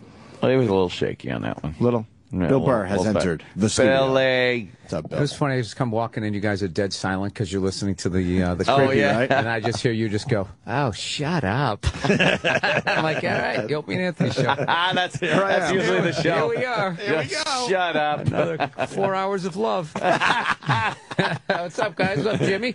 Hi, Bill. How are you, sir? We're playing clips from Piers Morgan. Jesse Ventura was on. And I don't know. Is it worth playing these clips? That one was whatever. Anybody make fun of his Ben Franklin haircut? That is amazing, isn't it? He's bringing it back. He goes out like that. It's about time we bring back the Ben Franklin. When he was the governor, he shaved his head to try to look, kind of clean cut, stately. Now he's just figured, fuck it. He's growing that. It's like 8 pieces of straw sticking out of the back of his head. Really is the Wild Bill Cody. After he was scalped. Want to try another clip? Which would help to pre-screen these. Well, yeah. I can give you a title. I think our guys are really good at pre-screening clips. They really are good. Who are? The guys are. Which guys? Shut up. How about politics is based on bribery? That sounds controversial. Bribery. But you know what? I would agree with him. Yeah. Oh, absolutely. I would agree with him. That sounds logical. Oh. He's being logical. Well, let's play it. Okay. Is it long though? Like that last clip was long. What's his 9/11 clip? I mean, I want to hear that one. Yeah. Go straight to 9/11. Let's go to his 9/11 clip. This one probably makes sense. This one will make sense. Crazy with this 9/11 clip. Yeah, politics based on bribery. We agree with that, and 9/11 being an inside job. We absolutely, obviously, on this show agree with that. Oh yeah, we do agree with that. Yes, the government was behind it. Yes, I forgot. I didn't realize where we were going. Yeah. One, so see, good. Another commercial commercial. Because I don't have the clips in front of me, Sam. You don't have them. I blame you today. Why? Because I'm the guy in the room? Well, show kind of ran smoothly yesterday, and you're back today, and things are a little miss. Okay. Sam Roberts. Sounds like it's my fault. The hopper. Here we go. Here we go. Jesse, what would you have done on September the 12th, 2001? Ooh. What would you have done if you'd been president?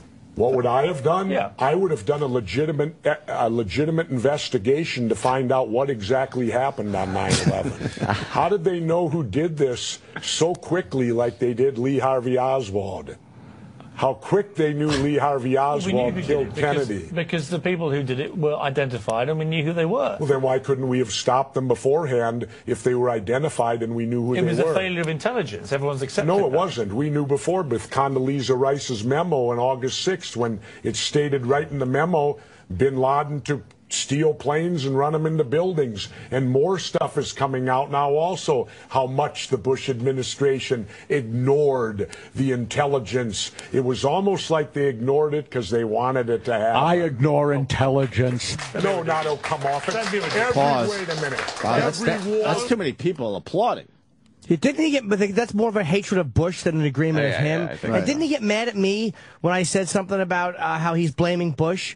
He goes, "You don't put fucking words in my mouth." Ooh, he did curse. He did curse at me. He said, "Don't." And then here he is saying that Bush purposefully ignored intelligence. So isn't that the same thing? So he yelled at me for saying that to him. How do we know for sure he ignored that intelligence? How do we know? You don't.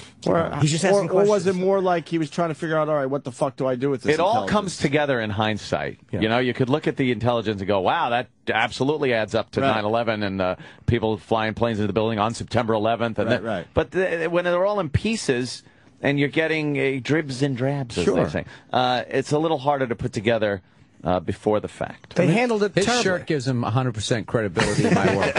What is he wearing? That Doug Henning shirt. He does have some kind of a sparkly, he's going colorful, old school. Yeah. He's the magician and the assistant all at the same time. That shirt would look great under a black light, man. That would light up nice. I think it's a Hendrix shirt. A Hendrix shirt? What do you mean, really? I think so. Wow. With a Hendrix face? Carefully picked out for this interview. Then he has the blazer. Of course. I'm casual, but also take me a little serious. No, he's on the inside. Yes. Haven't forgot my roots. A minute. Every war fought starts with a false flag operation. You can't, in all seriousness, sit there and try and make out anybody. Okay, let me ask you this, Piers. Wait a minute. Let me ask you something. How much studying have you actually done of 9/11 other than what the government's told you and what mainstream media has told you? I've been studying it 4 years. Of a national Pause right there. 4 years? 4 years. So what were you doing for the first 7, Navy SEAL? What were you busy until 2008? I've been studying for 4 years. The first 7, I didn't know what to do. I'm going to start looking into this. 2008. What is it? Fucking blithering idiot. I understand he's working on something for the Civil War next. What a fool.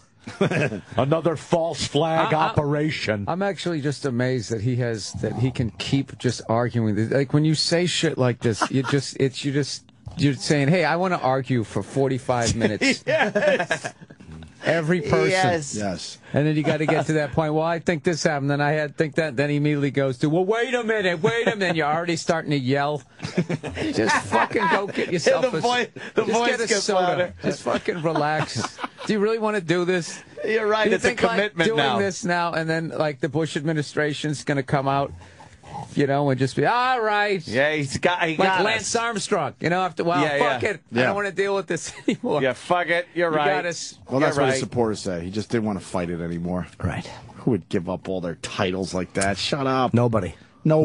Yeah, but then there's the other side, too, where it's like they tested that guy. He passed all of them. Right. How, 10 years later, can one guy be like, well, I saw him do it, and then you're done? And then you're like, all right. Well, why would he not fight that? Listen, Opie, everybody in the top for his fucking legacy. 20, everybody in the top 20 is tested positive. That's so what they at said. That point, it's a They said level everyone was playing doing field. it. It's level. In Our that sport, roided up guy beat your roided up guy 7 fucking times. He won the race. It's a known fact in that sport. Everyone was doing shit. Everybody. You can't ride a bicycle 60 miles an hour up a mountain for a month straight. You can't at that speed. You see the old days, they had those little bikes and they were smoking cigarettes. It was a jaunt through the country. Really? That's how the sport started? Yeah. They got these old school pictures smoking cigarettes. And then some asshole decided to take it seriously. It was supposed to be just a nice nice weekend of when you riding play in the pickup country. football and that dude who shows up with cleats. That all leads to roids. Oh, that's funny. One guy wrecks it. Yeah, let's go back to Jesse on 9/11. Yeah, I have no problem with Lance. He's a champion in my world. Yeah, fuck yeah. He'll always be a champion. I've talked to people. Wait a in minute. debt every day for 5-6 months. Really? So I know a lot about it. Well, and one then thing how I do come? know is Let me ask you this you then. cannot say that any member of the Bush administration knew it was going to happen or wanted it to happen. It's a ridiculous thing to say. Ridiculous. Okay, let's talk about your BBC. I have a tape of a BBC reporter broadcasting directly back to England, talking about a third building has collapsed. World Trade Center Building 7 talks for 7 minutes. Oh, no, here you go. All the while she's talking, World Trade Center Building 7 is still standing right behind her. Can you pause just for 1 second, Sam? So basically, he's putting it on the Bush administration that a person in the media did a bad job of reporting. Right, which happens all the time. All the time they fucking say the wrong things. Not a day goes by where we point that out on this show. What is he saying here, though? What is he saying? That the lady from the BBC was part of this inner circle. Right. Yes. Right. Of this thing. Yeah. And, and at that point, you know you can still keep the secret. Right. Some BBC broad. What a surprise that a news person got something wrong.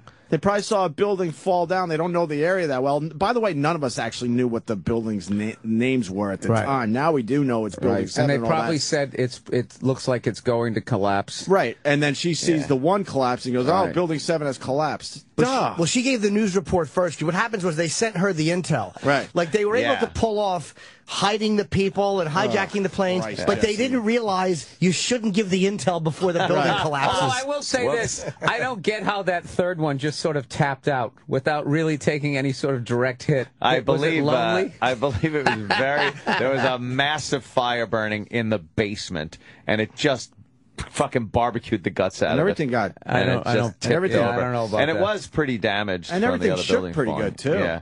It was more of a structural issue than a physical, you know. So a lot of papers caught on fire. A lot of paper. That metal melted. A lot of paper. But why would I they think have the third one fainted. But why would they have to take out a third building? If you knew what was in the building, you wouldn't say something as stupid as that. Why don't they just move what's in the building then? Yeah, just move it. Just move it. Just do it in the night. No one's looking. Yeah. If you could do all this other shit. If you could put explosives on every floor of the World Trade Center. Just move it. Move that info out of there. Yeah. Get it out of there. Yeah. I don't know. Oh, he is just the worst. Didn't a big piece of the other building fall on it too? Like, didn't the buildings collapse onto it? When all that shit is going down. That makes more sense to me than like it did structural damage. Fire in the basement. You know what it is, Anthony? I think you and I, with our non-architectural degrees, should discuss this. Structural integrity of buildings, for another the effects 45 of minutes. Heat, and we could do that. I don't know, man. Uneducated and just discussing it like we know what we're talking about. But a building fell on it, and then it fell down. Right. That's it. There you go. Like a child. Yeah. Explain it to them as if you were explaining it to a child. Big building fall hits small building. Small building fall too. Yes, small building. I think it was the perfectness of how they fell. The way they imploded. That was the weird thing. For you? Yeah. You have questions? No, I don't. Dude, I'm so beyond any of that crap. I was in that window like 3-4 years ago, and I just got tired of screaming over like appetizers at people I didn't know, and I was just like, I don't give a shit. Let me ask you this, though. How was it supposed to fall, you think? How was it supposed to fall? Yeah, do you feel like it... You think that like a big chunk would have kind of fell... It would come down, and something like... I mean, there's a reason why they detonate it the way they do, so it doesn't, start, fall like a fucking tree and land on other... I don't know, dude. Like I said, I don't have any sort of architectural background, obviously, but it just seemed weird how they perfectly just went... Hey, I would say this, and I don't think they did. I will say this. I think if it was hit at the bottom... I know you say that because you're a moron. What are you talking about? If they were hit at the bottom, if that kind of damage was done at the bottom of the building, I would say that once it lost its... like what's one of those words you need? I need a word or something. I think it would have tipped over. I think it would have been more apt to tip over. I think the heat just weakened the structure on that floor, the high beams, and then that was it. When it's so high up, it starts falling, and then it's just falling in a straight line down on top of it. And you can see the second one that fell. Summed it up. Yeah, there you go. Yeah. The good. You got to do sound effects. There you go. And then if you look at the second one, which was Jesse, chopped a little more down. The top did tip over a little more. Yeah, a little bit. The top tipped over because it was taken out closer to the middle of the building, so there was more weight on top, and it did topple a little bit. They've explained why. I've seen specials on why they fell the way they fell. It had something to do with the way that was made by the government. They were hinged on the fucking on the metal structure, so the metal buckled out. Yeah, it's kind of like rungs of a ladder falling through, and then the outside buckled out. It didn't all collapse. That's why a lot of those pieces came down straight. And the pieces in the middle kind of free fall because the outside walls buckled out. And that was why it fell down. If you drop something, it will fall straight down unless something interferes with its little momentum. Had they double hinged those things, it comes down to they saved money when they fucking latched the floors onto the outside structure. Oh, God damn it. Not seeing this coming. But had they doubled it like was kind of recommended, they said it might not have all fallen. the screws. Pretty much that was it. Yeah, if they would have just hammered them all the way in. Yes, they left the nails halfway out. Bend the nail over. But I've seen it explain why. Do you think it's outrageous that the government would allow things to happen for their benefit? No. I don't think so. No, I definitely That's the only think, part that I look at the Gulf of Tonkin incident. You'll look at the other way thinking you're just going to take a sucker punch, take one of the ribs. And then you can be like, oh, what they just did, they just punched us in the ribs. Now let's go kick the shit out of them. Possibly. Like I said, I've tapped out all of that. Yeah, I wonder, though. I think the government does allow certain things to happen for their benefit. They don't care about the individual. I want to know why the president gets paid like the same as like an NBA No ref. kidding. I mean, talk about just opening up a guy. You offer to just sit there and get yelled at by the whole world, no matter what you do, and you're making like, what's he make, $300-400 grand a year? If you offer, this guy's running websites making more than the president. It's just not right. If you raise that salary to $1 million, right off the bat, you're going to get better fucking qualified people going for it. Oh, you make a guy less susceptible to being to being bribed. I would think. Although a lot of those guys who run are already millionaires. Yeah, you're already a millionaire. So other than the ego trip of like, I don't want to sit in traffic for the next 4 to 8 years, like why else would you? Is that a direct pay, you think, or does he have to go to the bank and cash his presidential paycheck? Well, yeah, I think food is free too, so that 400 goes a lot farther. That's like 600 grand to the regular person. And rent is free. Let's not forget the rent. Yeah. Free travel. No mortgage. Free clothes. Guy doesn't pay for anything. That is the worst fucking job you could ever have. And then you live in the White House, and every time you look out the window, as you just made another decision where they're going to be dropping bombs, you look out and there's like 400 tourists sitting there with their pictures.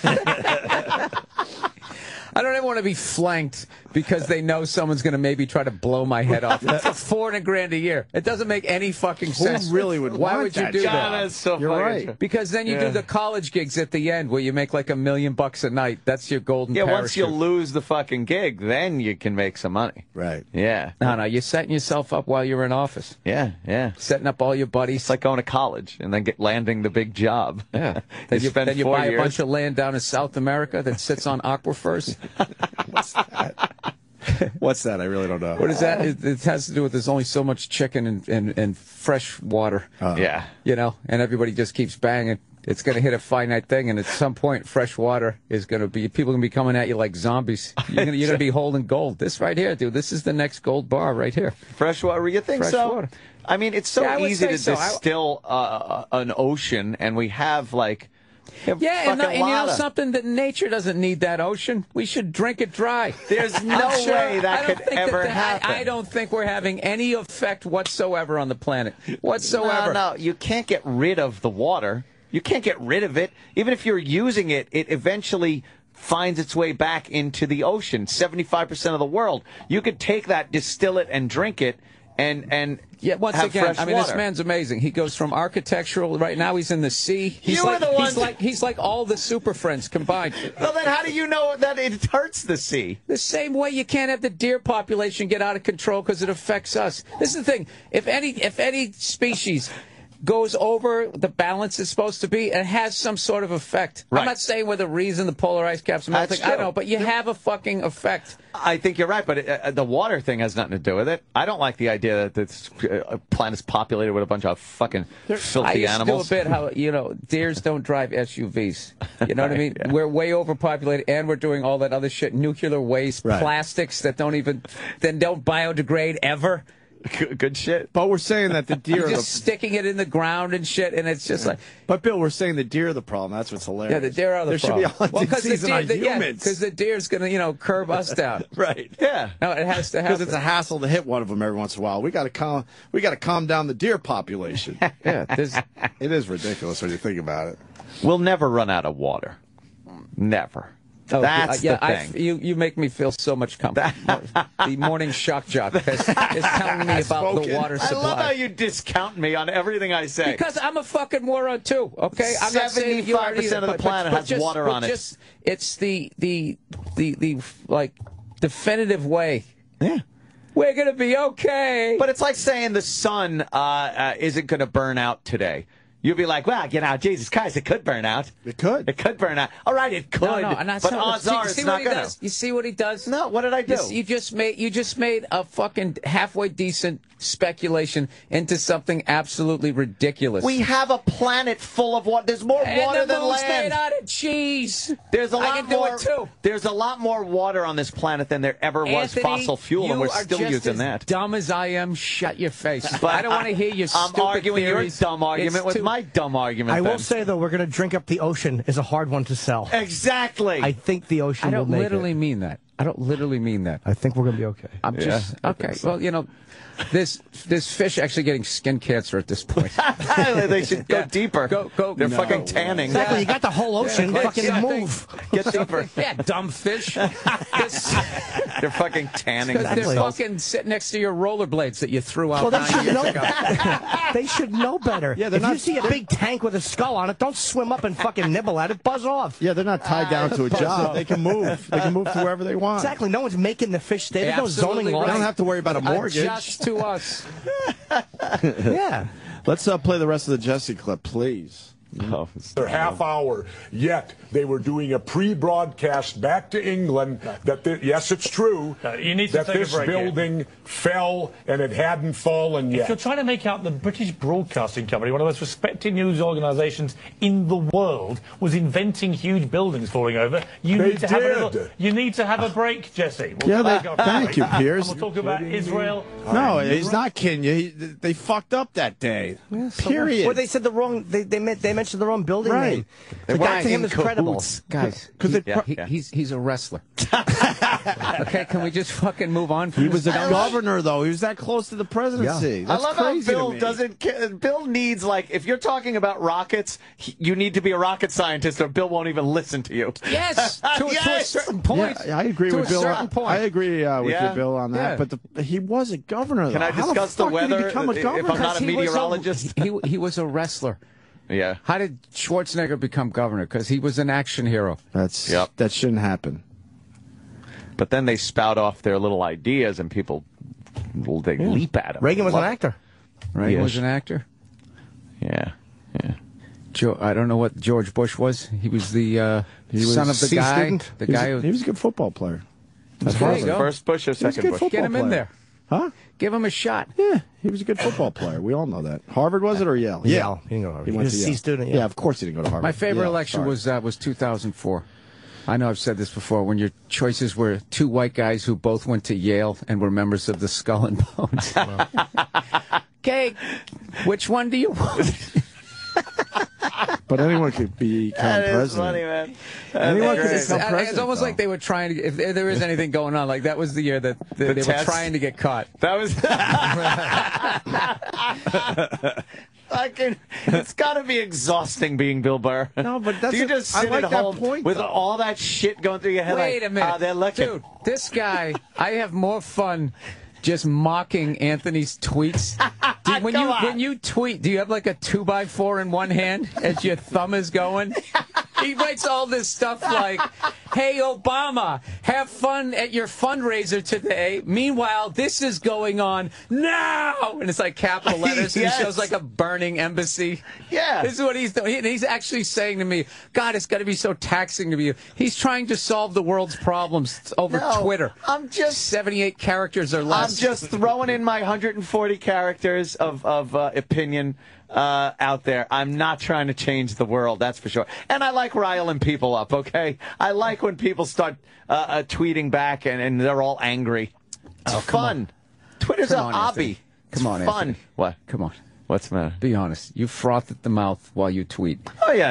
Occasionally I do, you do. But for the most part, I'm sitting there. This country is doomed. I do like saying that the country is doomed. If only everyone thought like me. Exactly. Yeah. You're a great guy. You're very live and let live. Fucking you have just a wonderful. If only everyone could be like you, Anthony. Exactly. Everything would work. Oh, as opposed to a world of Bill Burrs out there. Not at all. I don't tweet shit like that. I'm a fucking moron. I'm not saying I have any Last book great I read was intellect. about Larry Bird and Magic Johnson. Nice. I'm not saying I have any great I was intellect. supposed to say how shallow I am, and Opie's just like, nice. Nice, yeah. I would read that book. There's a feather in his cap. It's actually a great book. I would read that one. It was a great book. We should take a break. Bill Burr is here. I don't think we have to sell Caroline's, right? That's got to be selling really well. But Thursday through Sunday at Caroline's, 212-757-4100 for Bill Burr. And we're going to continue. Mike Rowe is coming in today. We haven't seen him in a couple of years. Did we have an issue with the guy? What happened? I don't think so. That's you on Twitter right there, the guy with the hat. That's Imus. I know. Yeah. Jesus. Jesus, Bill. Only everyone's like me. Sirius XM. Yeah, this is the Opie and Anthony Show.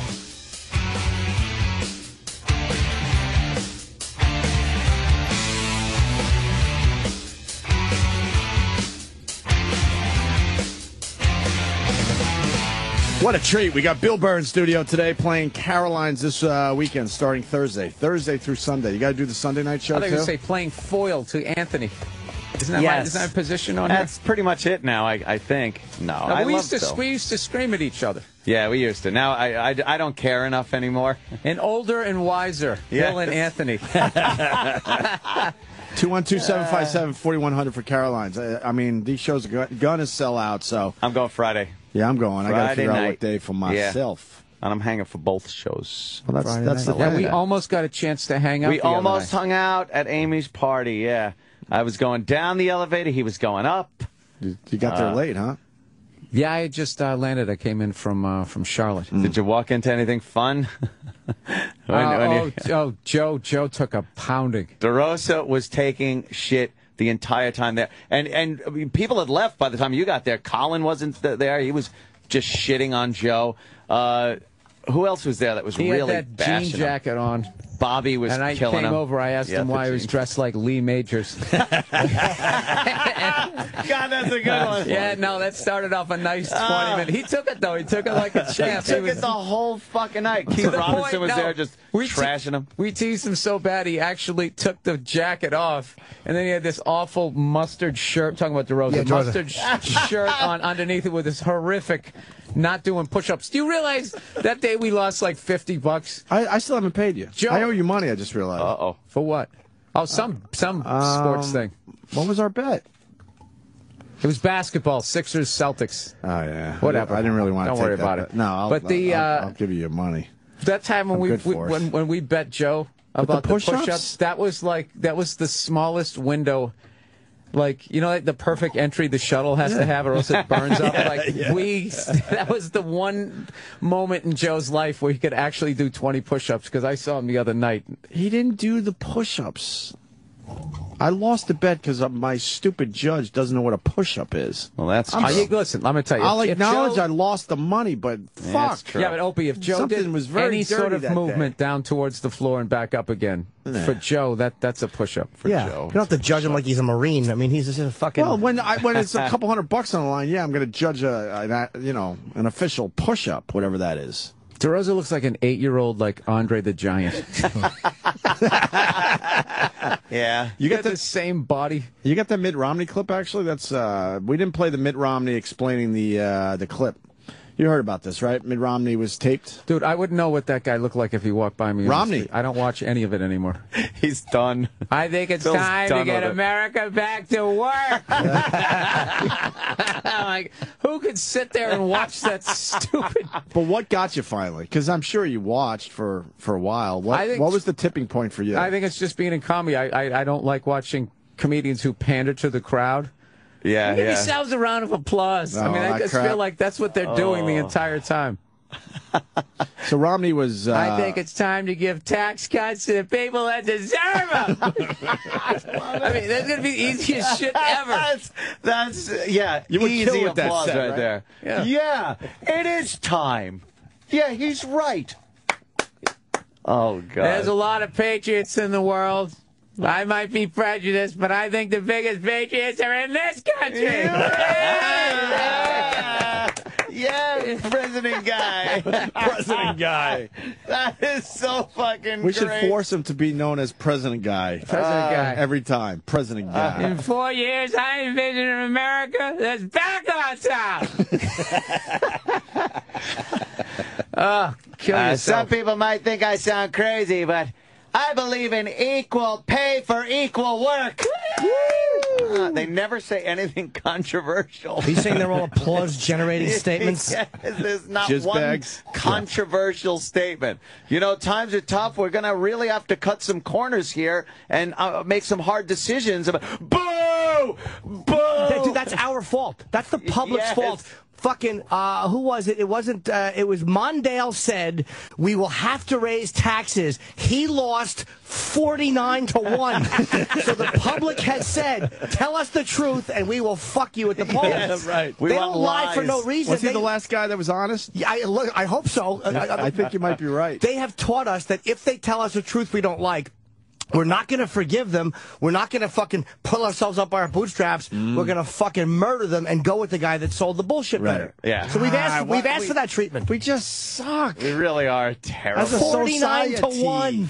That's the biggest landslide in history. Just be totally honest. The question is, what state did he win that year? Not even his home state. I don't remember. It wasn't his home state, because I would have assumed it would have been his home state. No, it was not. It was him and Ferrara. What was the dumb state that decided, okay, we're going with this? I'm going to guess it was actually not the dumb state, the one state that was being honest with itself. Yeah. I don't remember what the state was. We do have to raise taxes. Wait a minute. I don't want to have to raise taxes, but the people who cook this economy are way too powerful for even the president to deal with. So you guys have to pay for it. That's how it works. Shit runs downhill. That's on your bumper sticker.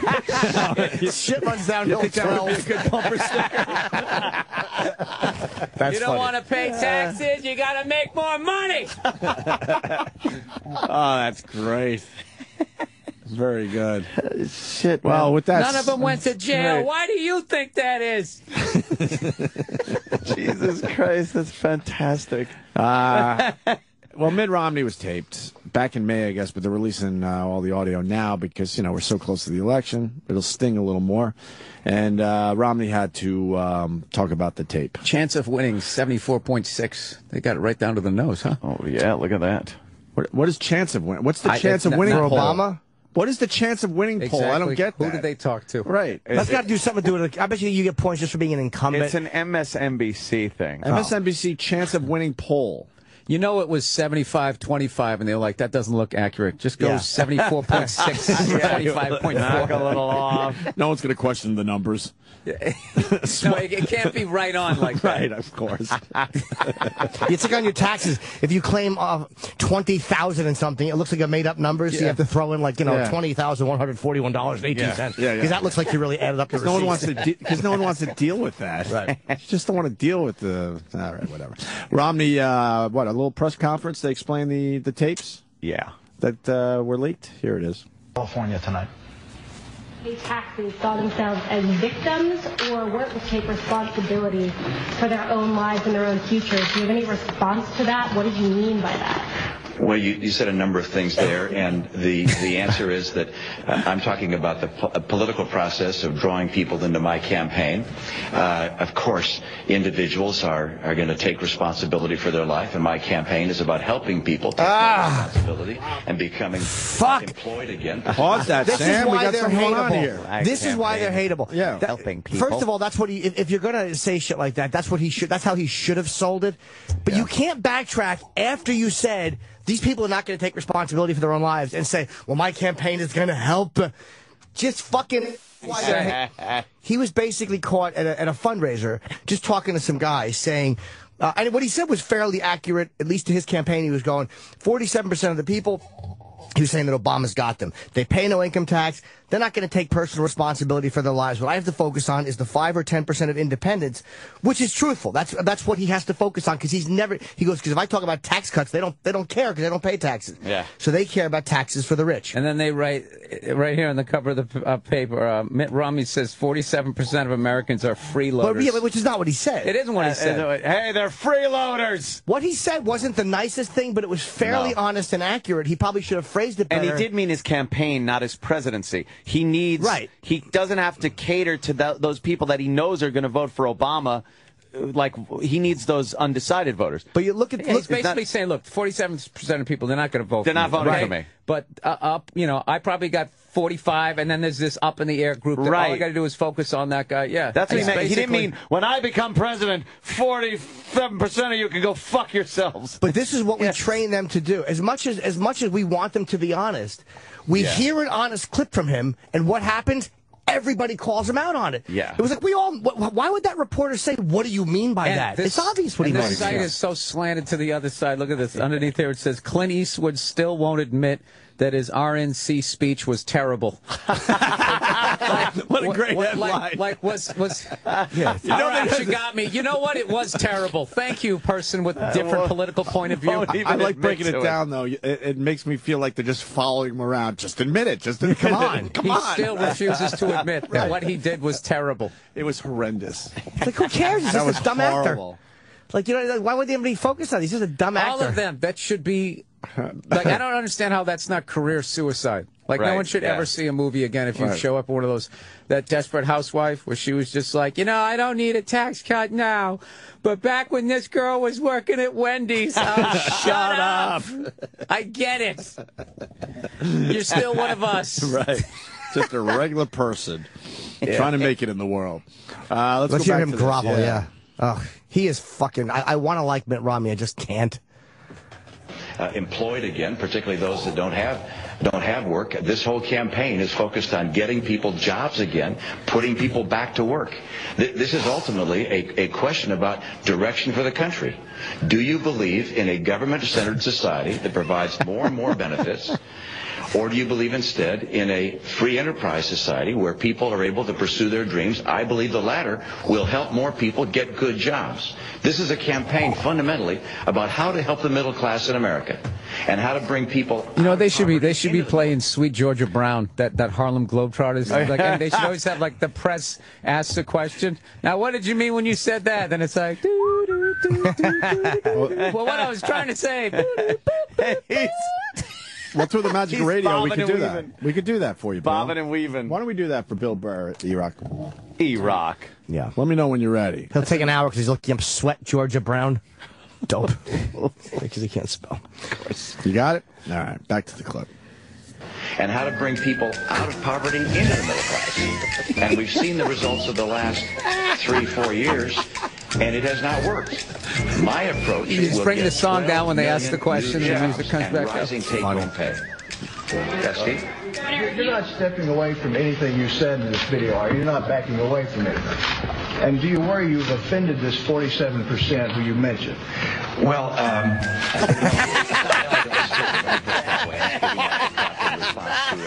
a question, and I'm sure I can say it more clearly in a more effective way than I did in a setting like that. That's fucking great.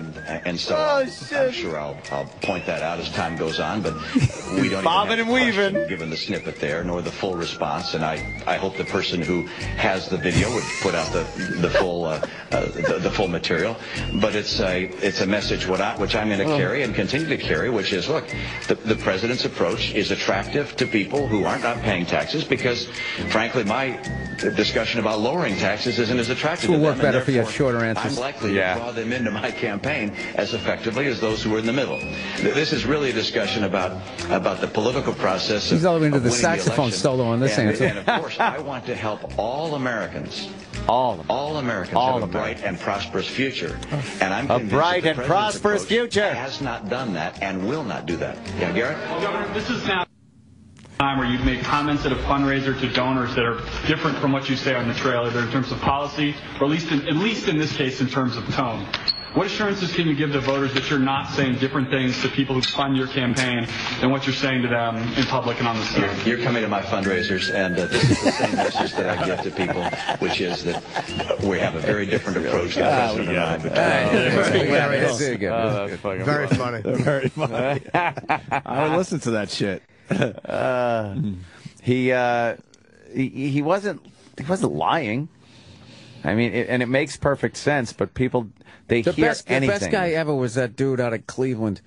What the hell was he was on some debate. I don't even know what the hell year it was, but they said something like they had all these. Herbie Robinson out of Cleveland.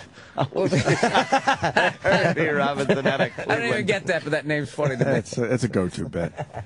They had he's sitting there, and they brought up like the Patriot Act, and all these Democrats were sitting up there, and somebody goes, "Well, you know, so and so, you actually," he goes, "you voted against it," and he goes, "Yeah, that's because I actually read it." And then all the Democrats up there were like, "Ha ha ha ha ha ha!" These like freaked out looks on their faces because none of them even. I didn't read it either. Yeah. He goes, "I actually read the fucking thing." He destroys on it, and I don't know what his name is. I think it's whatever. How many pages was that thing? Just like 700 pages, and they had to read it in overnight or something before they signed it. Yeah, I don't know. There was a whole thing around. Dude, it's all how their aides feel because they even the Supreme Court justices, they get briefed on things. Right. They never read these things. They just get a synopsis. So the point of view of the aide is very important and very influential. Of course, because the senators, all of them have an aide that presents the material to the guy that's making the decision. John Robertson, I think, was it Roberts, the one who said that Obama's thing is a tax, was one of the guys, I think. No, Kennedy. Kennedy is the one who has, they said, a very tough process. Like he has somebody on this side and somebody on that side as guys who are his aides. No kidding. Yeah, and he tries to weigh everything really carefully. We're trying to find that clip. Yeah, Dennis Kucinich, I think. He's Is it Kucinich? Kucinich, yeah. Whether you like what he says or not, he actually answers questions. Oh, is he from Cleveland? He's from Minneapolis or something. Minnesota. Yeah, I thought he was from Minnesota. Kucinich. No, I think he's from somewhere in Ohio. Because I believe he did something with the Teamsters out there, and they put out a hit on him. Oh fuck! Really? Yeah, like in the late 70s. Where's he from, Sam? I believe you're the only person on this stage to vote on the Patriot Act right after 9/11 who voted against it right away. That's because I read it. Look at all those guys. They're all like, Here's the question, Congressman. Do you feel, as you felt on other issues, that those who voted for the Patriot Act, and there are several here on this stage, bear a responsibility for the way this individual, this American citizen, is being treated when he goes through an airport? You owed an apology. You really are. And every American should be able to present themselves without having to be further scrutinized based on... Bill's right. He is from Ohio. But what he's saying is, I understand those guys had a good laugh, but it's unrealistic. Yeah. No, I'm not saying his point. I'm just talking about a guy who, if you ask him a question, he just answers it. He actually says what he's feeling. Whether you agree with it or not, I actually like this guy. There's something to be said about that. Because you know what he's thinking. Yeah, what do you think about that? Do you like that? No, I don't. Rather than be like, well, there's a lot of ways to look at stuff. It's complicated. We got to break this down. What do you mean by that? Ron Paul is like that. He said something I didn't necessarily like, but I mean, it was about blowback, accepting blowback for 9/11. And people were booing him, but he's like, hey, look. And he said what he wanted to say, and I respected him a lot for, he just answers questions, like you're saying. My favorite is when they ask a question and they just go somewhere completely else and be like, do you plan on raising taxes during your presidency? And they just go, America is a great country. It's like, where the fuck is he going? Where the hell is he going? Where did he go? He just walked right out of the room, and now we're in a grassy field. They fucking do that constantly. And they'll touch on one word that you asked. They'll go like, well, taxes, no one likes taxes, but my plan is, and then they'll just go completely they'll just touch what you said and walk away. Yes. That's fucking funny. I hate that.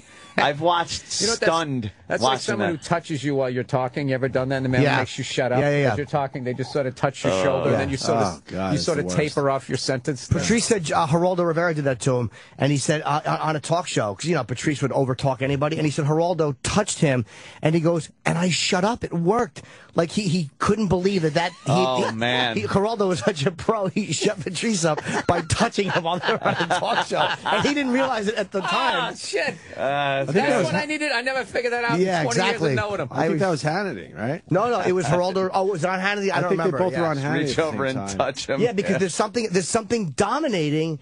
About when a person puts their hand on you. It's like your instinct is just to let them talk. You shut up and I'll talk. Yeah. Good old Geraldo.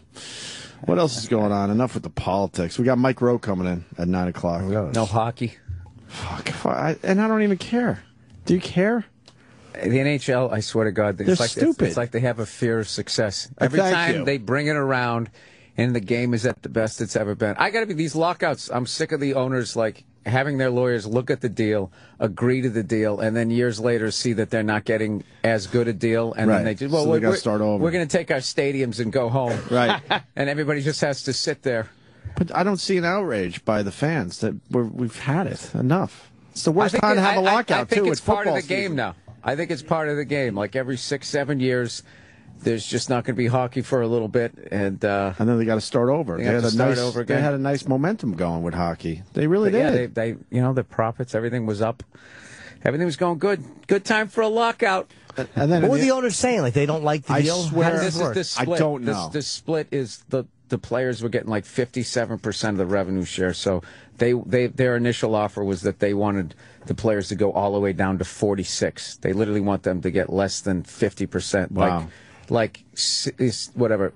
54% of the reason I go to a game is to look at the arena. Is that what you're telling me? I mean, they got to be at least 50. But you know what they're doing? They're asking for. It's like when the NFL owners goes. One of their things they put on the table was to go up to 18 games a season. They knew nobody was going to do that, but that's just so they can. Well, look, we took that off the table, like they're actually negotiating. Yeah, the disposable bargaining chip. Yeah. So players have actually gone all the way down to like 53-point-something%. Like the players are actually being, look, how about this? And they're still they're playing hardball. What do you think they want? 50-50, the owners? In the end, at the well, I mean, least, ultimately, they probably would want 46 if they would agree with it. They But probably would I mean, if they're going to say 46, I don't know what they probably want. would grab 50. But in the end, the fans will suffer. We'll fucking have to pay more. But didn't they sign the agreement, the owners? Yeah, their lawyers look at it and then they sign it. That's what happened in the NFL, and then the NFL owners realized, like, wow, the players really made out in that, and we didn't. So then they go, well, it's a lockout. We're not letting you into the stadiums, and I know it's really childish. And a lot of those guys will just go to Europe and play. They don't give a fuck. The only thing for the fans to do is to not show up. Like if people stop showing up, that's what I'm saying. Sucks. But I mean, that's what you have to do. That's why I don't go to games. Baseball because I hate the way they run. Baseball was fucked. What was it? 94? Yeah. Baseball was fucked, but everyone said, we forgive, and they came back. No. They did. It took a little while, but it was the roid. Everybody got all roided up. Oh right, it was the whole and all the records McGuire. broke. That's right. Yeah, that was real. Like McGuire Sosa. It was it was dead in the water, and then all of a sudden, all these great records started falling. Look at this! Yeah, he's jacking fucking. Bunting home runs. 1998 was one of the greatest years ever in baseball. We had the home run thing. The 98 Yankees were one of the greatest teams you'll ever see. 116 wins. Ever see. Was it 116 wins? And that was before, Steinbrenner went nuts. Like that was that was a core Yankee team and like great trades and everything. I think Paul O'Neill, all those guys, right? I think they switched out the balls too, man. They've actually debunked that thing, I think. You think? They didn't do that. I think they switched out the balls, man. They really do. There's some guy I read in Sports Illustrated. It's hilarious. He's like this nerdy guy. And one time in like 6th or 7th grade, he just had a perfect swing and he hit a home run. And he was so psyched and he never did it again. And he's just been obsessed with what makes a ball go out of the park. And he's done all this crazy research about cork bats and juiced up balls. I do. There was something about sticking it in a humidor in either Arizona or Colorado. I'm too fucking stupid to remember what I read.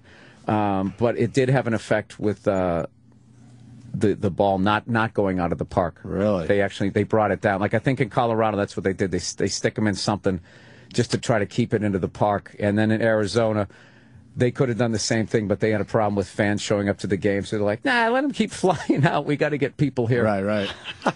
That's my really overly simplifying 10 pages of shit that I can barely remember. What do you think it was that I read on a flight? Right. What do you think it was in the 60s, the dead ball era? I think Yastrzemski had like a 301 average, and that was the highest.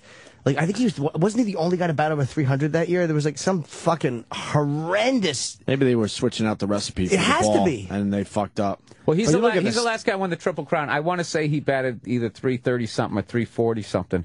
I mean, only in this one year, though. In this, whatever this year was, and I could be wrong about that 301, but I thought Yastrzemski had the highest average that year, and it was a terrible year for hitters. Yeah, I don't know. All I know is when I was a kid, if you had 37 home runs going into September, you were going to be the home. You could actually win the home run crown with like 38, 39 They dingers. barely hit that 40 for a bunch of years there. You're right.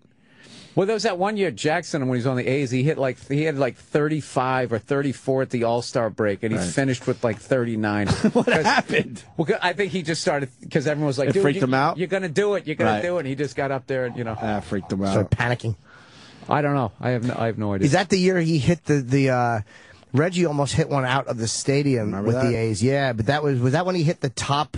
Is that the same year? The All-Star game. Holy he was young and fucking just awesome. I got a buddy of mine does a dead-on impression of that. Like dead-on. Reggie Jackson literally walking out of the dugout into the on-decks, does the whole thing. He does this dude, Jason Lawhead, comedian out of Cleveland. He does Pete Rose breaking Ty Cobb's hit season. He does the thing all the way to him breaking down, crying, and hugging his son. No kidding. Yeah, he does it every year at the Rose Bowl. He'll do Ricky Henderson running a ball down in the gap and throwing it into second base, and you're looking at it, and it's Ricky Henderson, and he goes all out. That's fucked up, yeah. No, and it's like everybody else is at other tailgates looking at this guy, and he does like the whole thing and slapping the glove. And he makes the break on it. Dude, he's got Reggie's like trot down. Is he online? Let's watch it. No, he doesn't have it online. I have a great video of it. And he dropped a bunch of weight, and he goes, "Nah, I look like a tub of shit in that. I don't want to do it." But you know what? Next time I come to town, I'll show you the. God, it shows the video. Love to see that. The video. Oh no, it's. What do you think of the replacement refs for football? I don't know if this is true, but I heard that they like referees' salaries are like part of their itemized list of expenses, like under like towels. You know, so I don't know. They don't have a leg to stand on. This always happens, and then they go, "Well, we're going to hold out like this superstar referees. Right. You don't know their names, but I think they should pay them." I think the replacements are doing all right. I know there's issues here and there, but in general, it seems like the game. Although last night, I guess there were so many penalties. You mean the scabs? Yeah. There were so many penalties in the first half of the game last night. It took over 2 hours for the first half. Yeah, are they unionized, the refs? You would assume so. Because why are the players playing if the ref union having a problem, but they would get mad if other players played while they were on strike? Right. Shouldn't they be honoring the strike as players? You know, football's a great game. You just launch into that. And the refs are awful, though. I think that they should be held accountable for blown calls.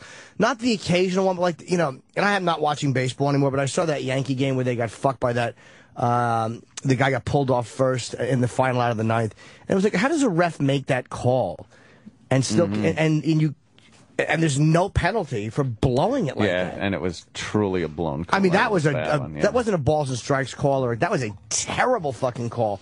And like, they do it in every game, they do it in every sport, and they can just keep doing it. You guys remember when that guy blew that guy's perfect game? He should have. He felt bad about it. He just kept saying he kid threw a perfect game, and I kicked the shit out of that call. I kicked the shit out of it. I kicked the shit out of it. Yeah. But that's where Bud Selig should have just done the right thing. Bud Selig Sometimes you just do the right thing. We did that whole fucking break. We spent hours on that. Yeah, baseball is to me the worst of all. When it was so obvious it was a blown call for something as special as a perfect game. It was all choked up. And the outcome doesn't change. You just do the right thing. Yeah, Bud Selig's a cunt. You just do. But he's like, oh, no, then there'll be all these other calls. How about this? Only ninth inning, 2-out calls when a perfect game's at stake. You fucking Milwaukee hunk of shit. Right, then we'll Dr. Creep. Then we'll go down that road again. Yeah. Exactly. You're right. Yeah, I hope he grabs his chest and fucking falls into a hole. What do you think of hate him. The Pats had a tough loss this weekend. You know, I was at the Panthers game, so I missed it, but it looked like a brutal game. I was watching it. It looked like we couldn't score a touchdown, but I was watching my dumb Jets. Oh, you guys! How many times are you going to fall for that? We're going to win the Super Bowl after week 1. Here we go! They're all high-fiving at a Buffalo Wild Wings. On our way! We're on our way! We just stopped the Buffalo Bills. They couldn't be better against the Bills. They couldn't be better. And the Bills turn around and they kicked ass this it's too early. Weekend. It's too early. You can't look at either one of those games and be say that's the Jets.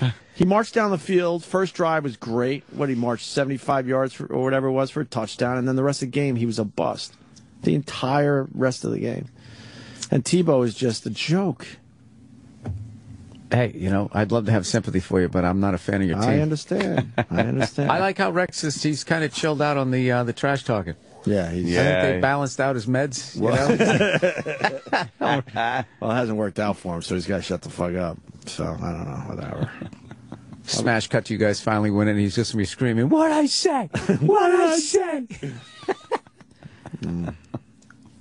We should break before Mike Rowe, I think. Yeah, I have to tinkle. Mike.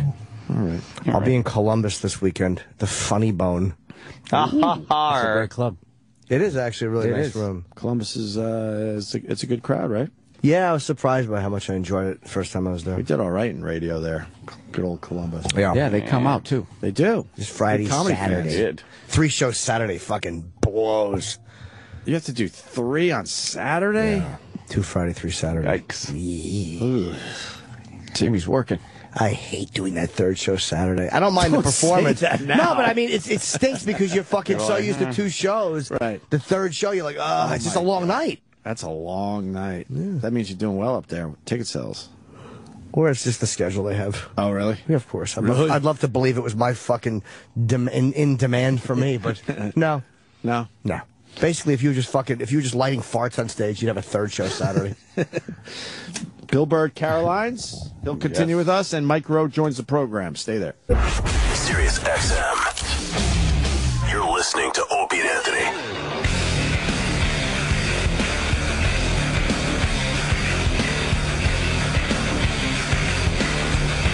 That's a good point. Really fast, being called out here. You're fucking insane, Opie. The season has been full of these scabs holding up every fucking game in the NFL. I didn't notice really when I was watching the Jets-Steelers game, for the most part. Somebody says that refs don't have a union, so that they're not someone. Our pal Tyson Walter, who played in the NFL. Okay, so they're not scabs. You got to have a union to have scabs, right? No, Tyson knows what he's talking about. They don't have a union. Tyson's full of shit.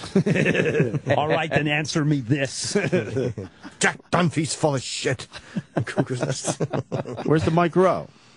I don't know. He's held up in traffic or something? Yeah. Okay. I just made that up. Oh, good one. That's good enough for me. Hey, Bill, how's the podcast going, man? It's going good. You love it, huh? Yeah, I actually I do enjoy that. I had little problems uploading it as always yesterday, so now I'm going to be using another person. I'll probably use Dropbox. Oh, I do the that was hard to work. I tried Dropbox. I couldn't figure it out. I'm terrible at that shit, dude. I had to talk to my web guy. He he was trying to teach me how to land a plane. I was on the phone for 45 minutes going, I click on what? Where does it go? So aren't you afraid of using something like Dropbox that you're going to click the wrong thing and then people can just go in and get everything off your compuper?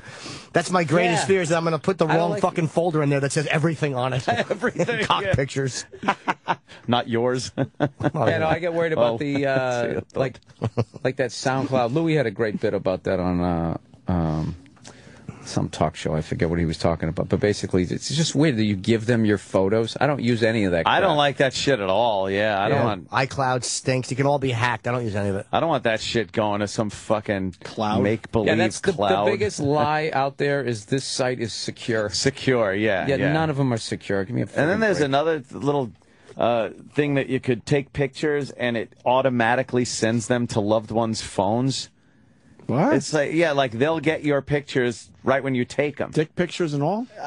Apparently, I guess. Well, that's if this is for people who aren't being seedy sexually. Right. This is probably for people that are actually interacting on a healthy level. Like, hey, send this picture to your wife. It's like a fucking landscape. Were they very excited about this new technology? Oh, I love it. I can see my grandchildren. Yeah, but there's something still it's just annoying. I don't need to see every fucking time you take a picture of an apple. You know? Exactly. I don't know why I said apple. It can also be set up fraudulently, where maybe you can go into somebody else's phone and set it to send to your phone. So if they're doing some shady shit, if you're out, you take a picture with a girl, your chick gets it. Yeah, that's what nerds do instead of playing sports. Yep. Like that's their sport, is they go in there, and I can see how much more fun that would be. Oh, way more fun. Seems like, right? Yeah, acting like you're a spy. Some hacking. Yeah, you could be a spy. Yeah. Who doesn't want to be a spy? I can see quickly how that would get out of control. Right. We were just having fun. I know. Should being led away in handcuffs into a black van, not even into a police car.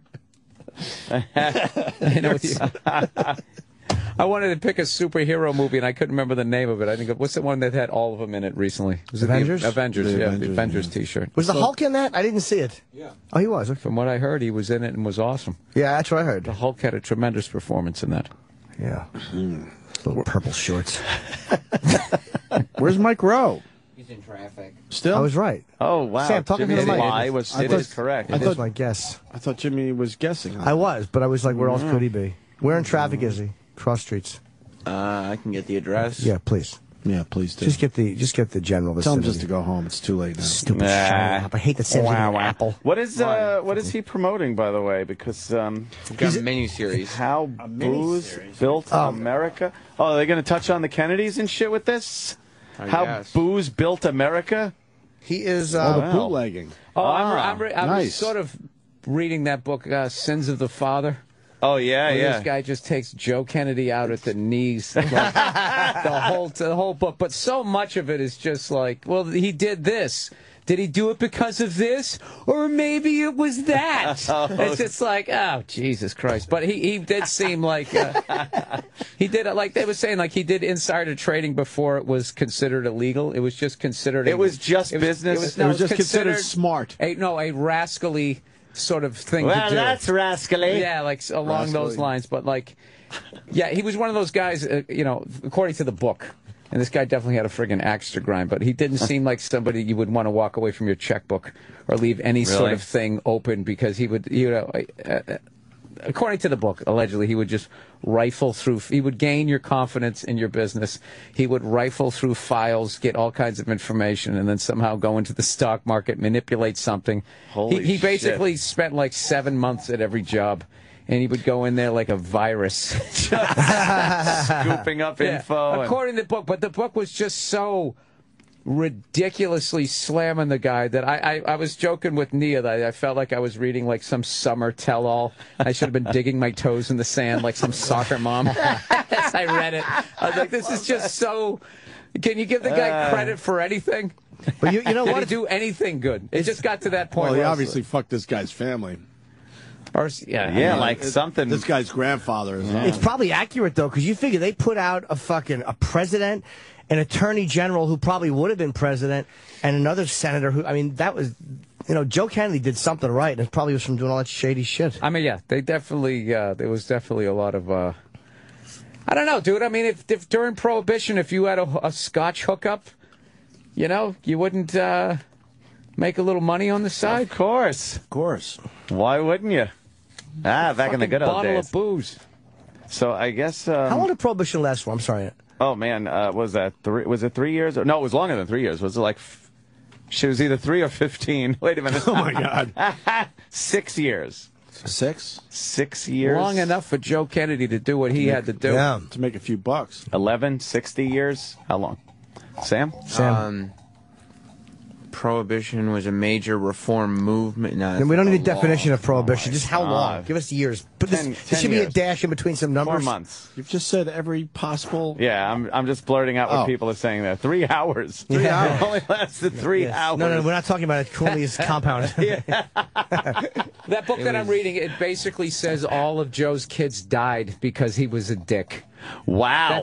That's what it means. They always say pretty like brutal. The kids pay for the sins of the father. Right, yeah. Like, that's basically. So that's what they're saying? Like, that's what he was saying that. Wow, that's pretty fucking brutal. That's why I don't believe in like that kind of karma stuff. It's like bad shit should happen to the person who did it. Yeah. What? Yeah, you shouldn't. Yeah, this guy does that, so then his kid falls off his tricycle. Although, if you think like, karma would probably work that way, because you'd want to fuck the guy up as badly as possible, and the kids and everything. 1919 to 1933. 14 years. Wow. Really? All the 20s had no booze. The roaring 20s. Well, that's why they were roaring. No, it was like all about fucking illegal booze and fucking speakeasies and flappers. All right. Yeah, da da da da da da da da. Yeah, da. That was fast motion. Yeah. How do you know flappers? They just opened a comedy club in Burbank called Flappers. Flappers? Why do they always give it a zany name? And then somebody goes, "No, Flapper was a dancer in the back in the fucking." It's a wacky days. name though. I guess it's better than 20s. Than flailers. Yeah, they were the whores. They were whores back in the 20s. In Boardwalk Empire, they have a cool scene where the guy's playing, I think Eddie Cantor, and he's doing jokes, and he's doing, like, back then, comics sang, and, like, he did a little bit of everything, but it was kind of fun to watch a comic. Song and dance number. Oh, yeah. Dude, now I'm going to do a little soft shoe for you. You know what, dude? My wife said take me where I never been. Dude, I took her to a skinny guy's house. You know what, dude? You got to think positive, dude. You got your white water fountain, your black water fountain. Boom! I'm living a dream. Prohibition Bobby. Prohibition Bobby. Who wouldn't want to see that? Yeah. I just realized how little I know about history because I so want to pile on. I know. I have no reference. I'm trying to think, like, who was president? Woody Wilson? Calvin Coolidge, I call him. Dad. Dude, I'm in traffic. I'm beeping at this guy. Ooga.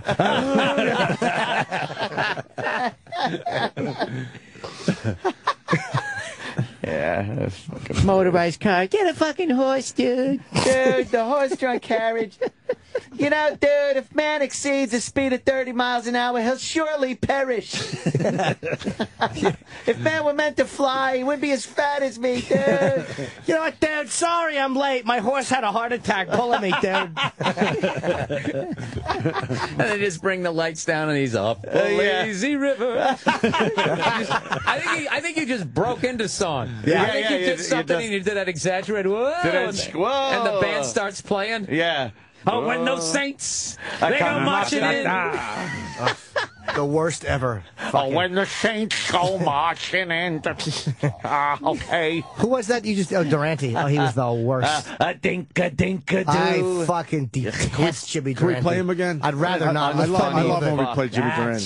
He stunk. They're not Durante. This guy is fucking famous, I like the subtleties of his performance. That's Mike Rowe, but subtlety of his performance. Oh, Bill, he wasn't subtle. Here's Jimmy Durante. Make someone happy. Wait, this doesn't look like Jimmy Durante. It's from 1988, Sam. The Killers. The Killers. For me, he's the original Tom Waits. Really? For me, yeah. Same hat. Oh, hey. Oof. It's so important to make someone happy. Isn't this used in a commercial now? Someone I like this guy. It's this version. He looks like a Progeria kid. Yeah, he really does. And make someone happy. Smile that cheers. I was worried this was going to be overproduced. Yeah, right? Jesus Christ. Just burying his awful voice. Who enjoyed this? I don't know. They, yeah. Hey, you know what else is great? They looked at his bloated alcohol nose like it was endearing. Yeah. This big, the schnozola. It's ravaged by alcohol. Make one person happy like my drinking buddy Bing when he smashes his daughter in the forehead with a bottle. Is the answer someone to love? Cha-cha-cha. This was a big hit, I guess, for him. You don't like this one? No, I want the ones that are comedically. A dink-a-doo. Oh, this is the one we hate. Look at his face. What's he doing? He said, kid, you got a face for radio. His arms would be out like this. Yeah. Oh, yeah, it's called a dink-a-dink-a-dude. Dink-a-dink-a-dude, you know. Mine's different, dude. Dude.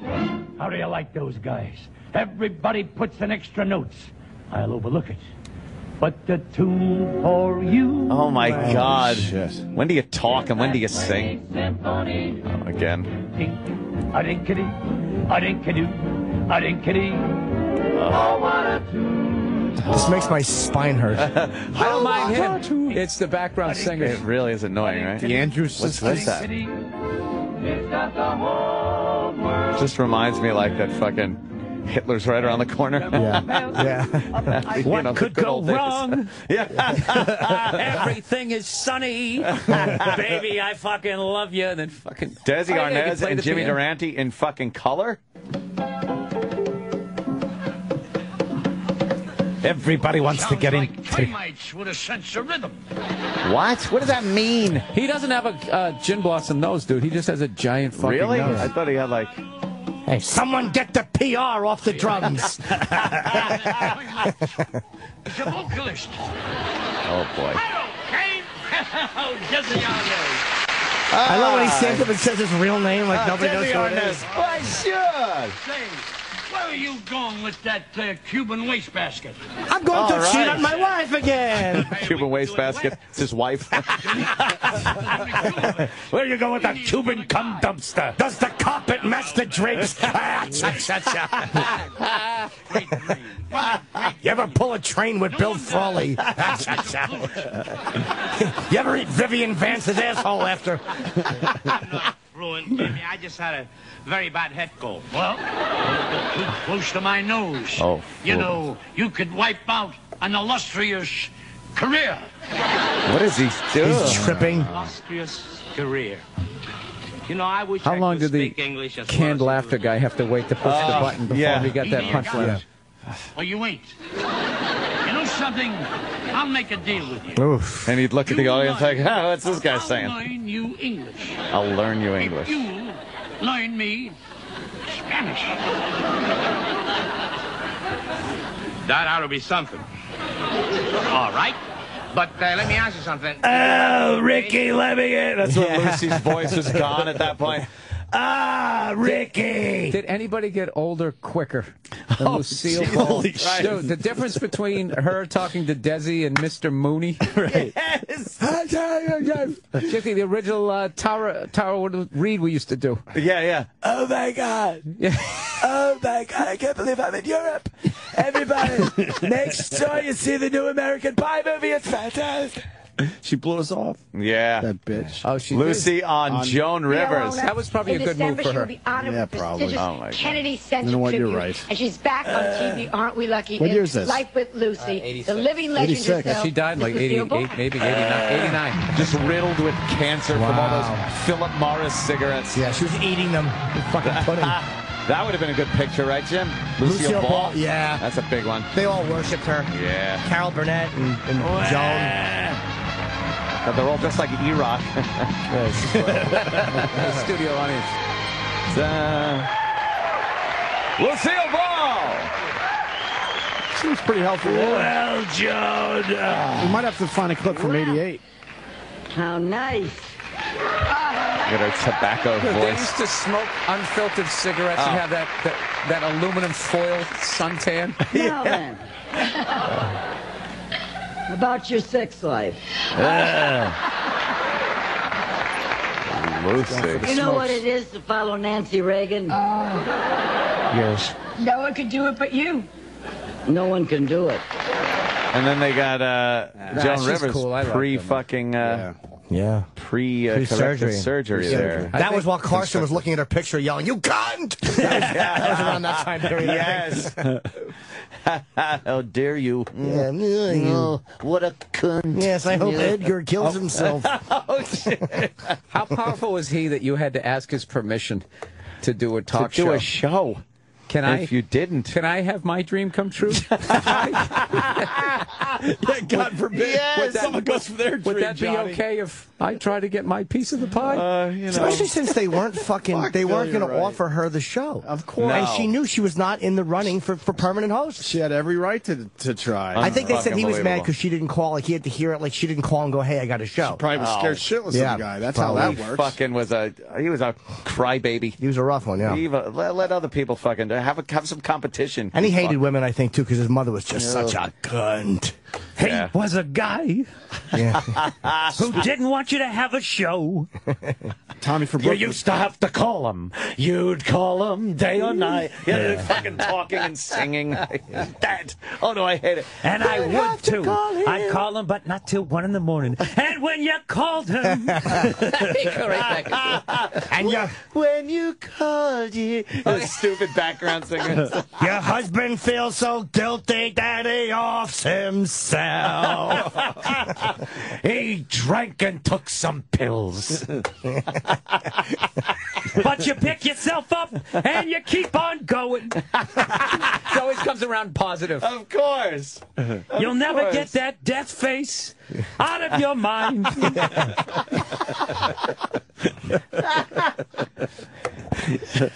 Tommy in Brooklyn says Durante sounds like Ira, our pal Ira. No. You don't think so? A dink-a-dink-a-doo. When you're smiling, the whole world smiles with you. You want some gossip on Lucille Ball? Yeah. I've been waiting for this call for many years. Oh, yeah. Andy in Cleveland. What's up, Andy? Hey, guys. Grew up in Jamestown, New York, just south of Buffalo, and Lucille Ball was her hometown. And right about the late 90s, they really started going all in with the Lucille Ball thing as like their way to bring up the town's income on their old hero. And they had to be very careful about who they interviewed about her previous life when she lived in Jamestown, because anybody who went to high school with her about the same time she left for Hollywood will tell you that she fucked her way out of town. Oh, yeah? Huge way. Lucille Ball was a slut. It had nothing to do with her talent? That big fucking red bush. Yeah. Did she have a bozo bush? Maybe that's how she learned how to make all her funny faces. She was probably awful on the sack. That's why Ricky was fucking everybody. Ricky was fucking everyone he worked with. Yeah. I had lunch when I love the pussy. When I did the burn. Love this gossip from 1950. His fucking. I know. I just love how new details show. Yes, brand new. Jeff Ross's show tapes right next door to where I Love Lucy was taped. Andy. Oh, really? So the lunch was catered. It's at Hollywood Center Studios, which is where Lucky Louie was taped. They do a lot of shit there. Why, sure, Fred. Yeah, but you can see the Steph's gone up to the dressing rooms, and there's pictures of like fucking Desi and Lucy, and you could just see that's where he would go up and probably fuck these girls. I heard that you gotta give the tour, Jim. No, but somebody told me that they would have. Somebody told me that Lucy had people watching to see who went up to see him because she was so fucked. Imagine your own show and all you're thinking of is your husband's gonna be fucking somebody up there. Fucking some broad while you're trying to do a scene. Lucy, I have to rehearse. Yes. Yeah. I have to work the lines over with her. Come on, I'm not fucking Lucy. Why are you taking women up there, Ricky? Why? Don't run up here. You have grapes on your feet. You fucking, you're unsexy cunt. You would be a good tour guide. Yeah. Ladies and gentlemen, keep up. Yeah. If you look up here, you'll see where Desi used to rail bitches in the ass while Lucy was trying to do a scene. And this red fleck here is actually a piece of blood after she hit him with a stapler when she walked in and caught him receiving a hand job. I guess we're going to have to say Mike Rowe's not going to make the show today Sam. Well, Roland's blaming it on the rain. Roland. What?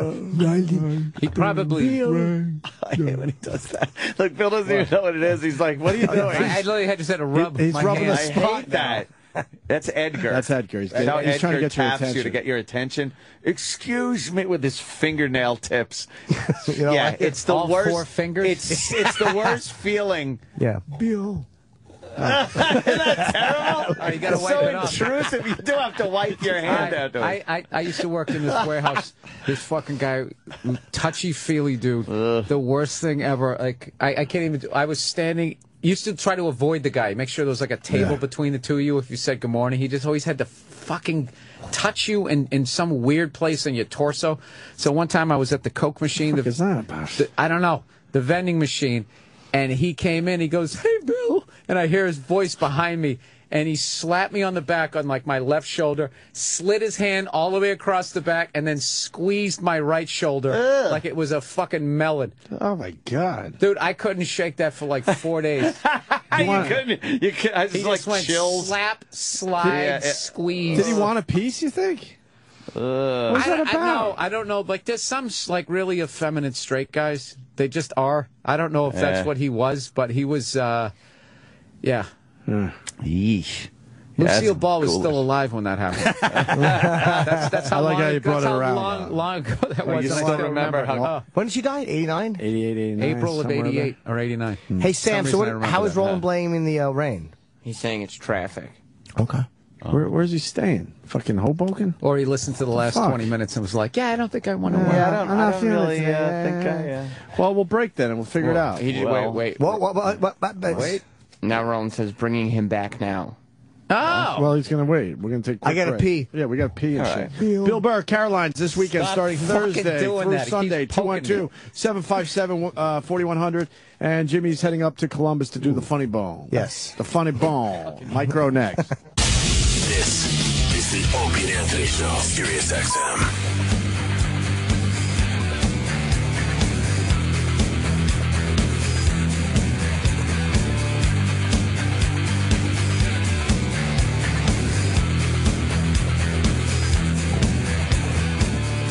old pal Mike Rowe has entered the studio. Just when you thought it was safe, gentlemen.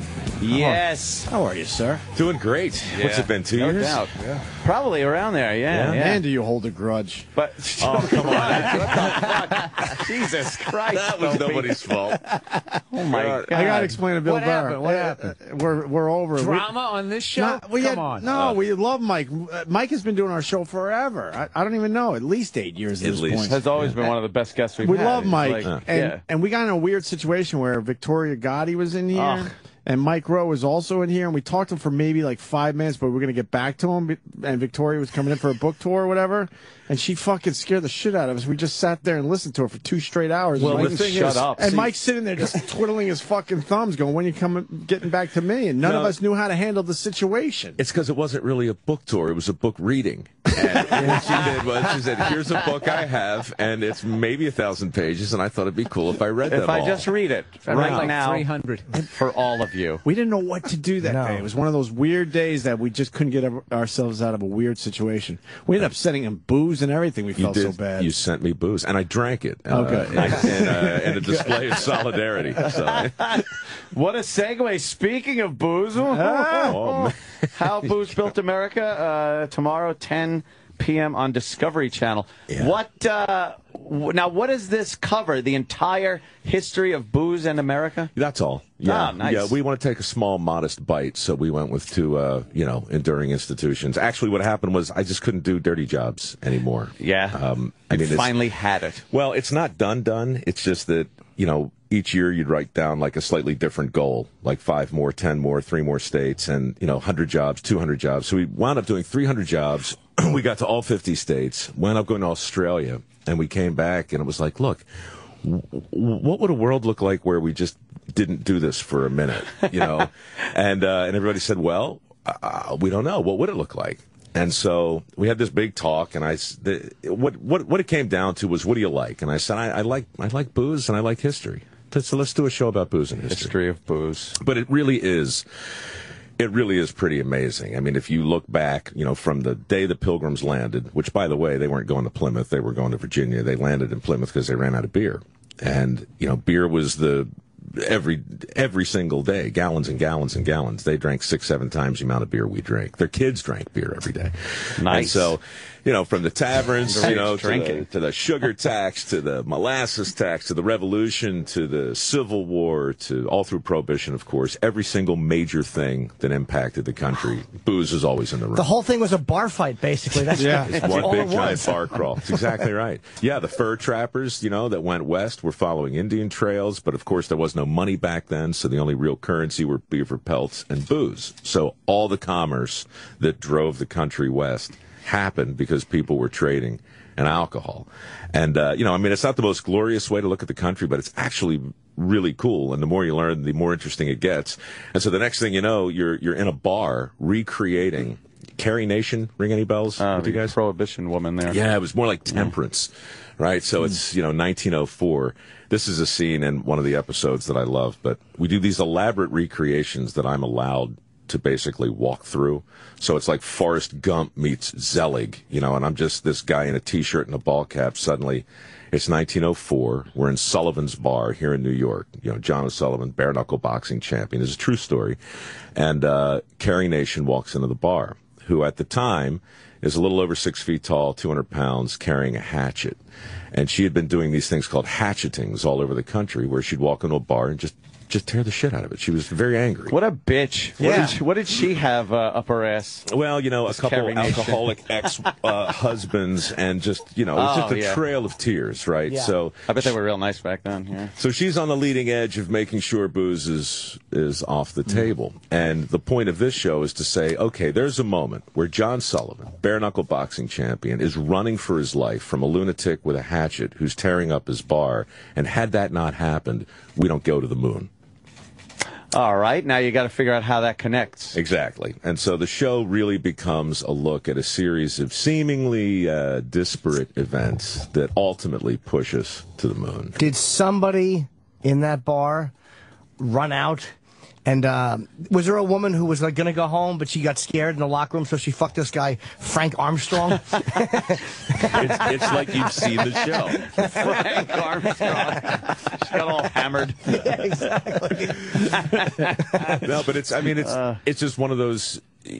I mean, it's an old formula, but you make a crazy claim. And everybody looks at you and they go, no, that's not possible. And then 10 minutes later, they're going, that might be possible. And then 20, you're like, oh, you know what? I can see how this could happen. You connected the dots. Yeah, because, thanks. But is it an accurate connection or is it like 6 degrees of separation? That's not possible. No, it's totally accurate. I mean, if it were most any other station, we could probably make stuff up, but Discovery is still clinging to that idea that no, it's the truth, right? And the truth it is, So Carrie Nation gets you to temperance. Temperance goes to prohibition. Billions are made in illegal booze. One of the guys who made all that money is Joe Kennedy Sr. Yeah. Joe Kennedy Sr. has John Kennedy.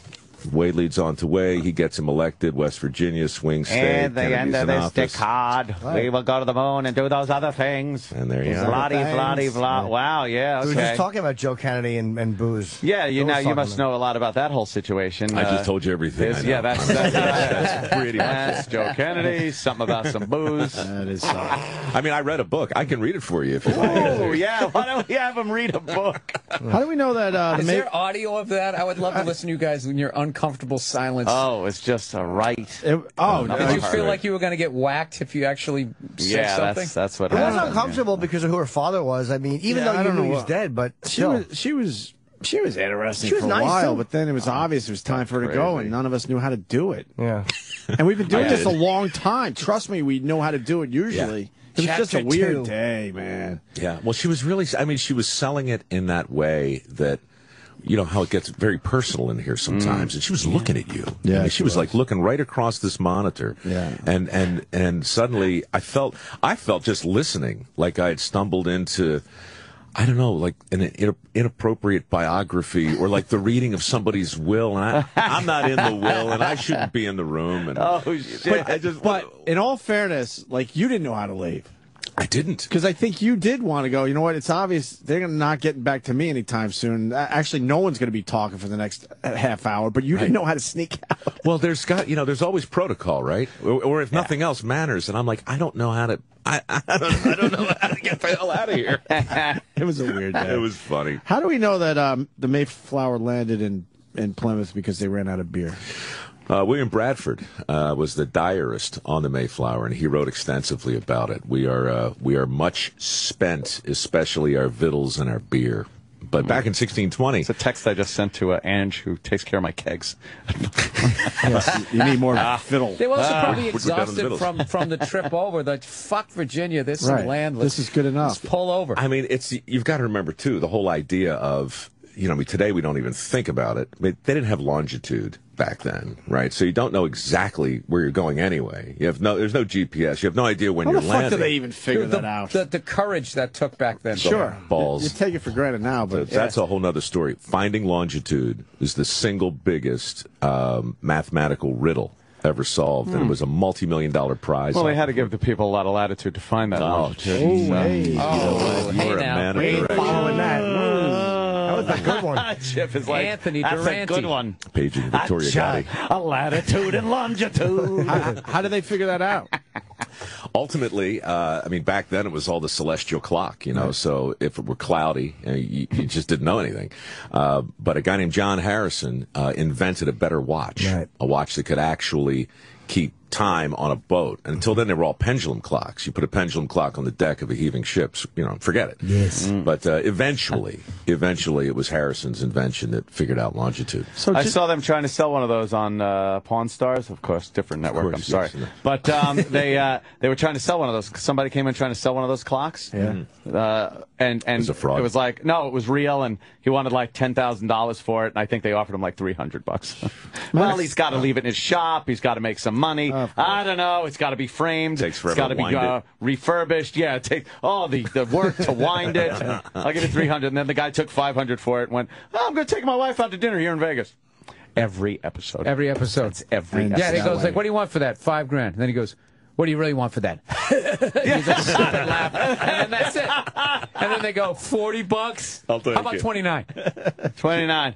39, and not he goes, selling. and he goes 29, and he always wins, and it makes me mad after a while. Like I just want somebody. I want somebody to call him out on it. I want somebody to get something that's even remotely worth what they're bringing in there. Do they walk out ever with their items? Do they ever just go fuck this thing? There are people that walk out, and Does he ever give in? They look more pathetic than anybody else on the show. Even the people that sell it for too cheap. The people that walk out, okay, I'm just taking this and leaving the pawn store. Then they got to interview them after they got raped. Well, you know, I got 18% of what I wanted. They do. They say that. I like the guys that walk out because I'd like to know how often they come back in a little while later because they realize, I can't gamble with this. It's like, let's make a deal meets the People's Court, right? With Doug Llewellyn's waiting outside. Well, how'd you think of going there? Like, honestly, it wasn't pleasant.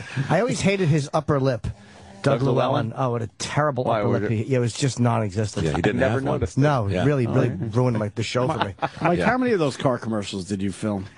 How deep is the ocean? Holy fuck! How high is the sky? And I asked 300. I think about 340 actually. Jeez, commercials? Christ! Yeah, for I don't want to get Ford. You just don't just say, "Wow, go buy an island and still here, still in business. Come on in." That's got to be lucrative. 300 commercials for Ford. 300 nationals. Yeah. Holy shit. Yeah. How many a day? Okay.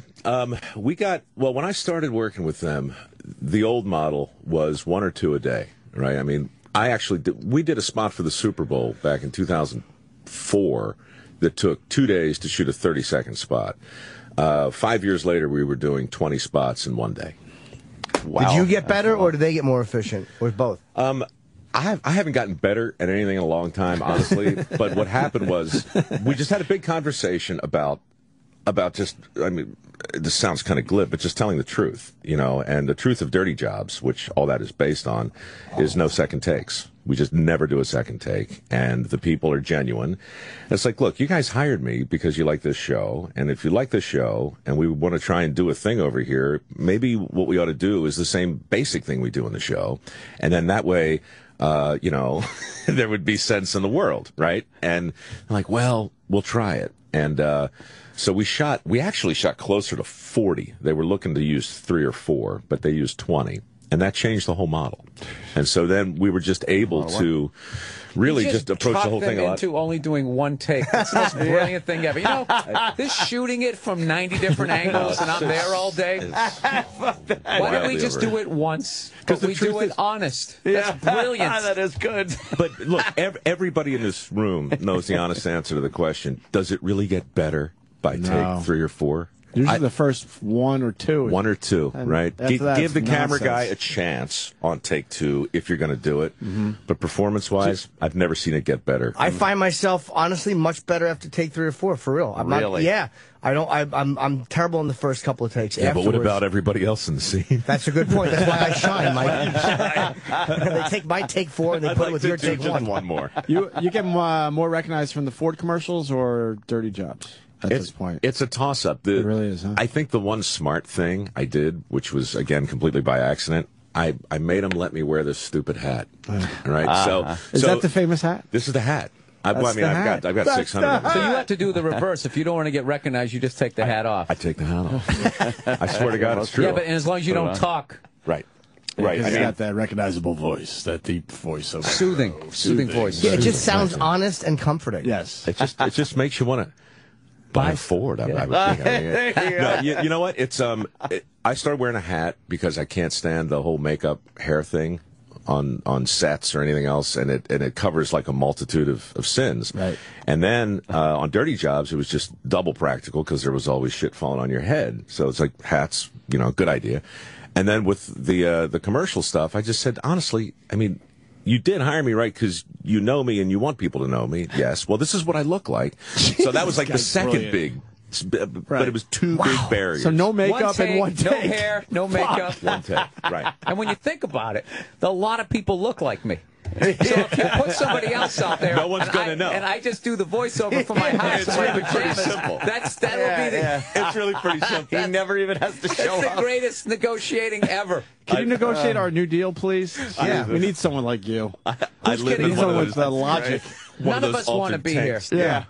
Don't we all just want the money? Yes. Yeah. None of us really want to do the work. Let's just exchange the cash and walk away.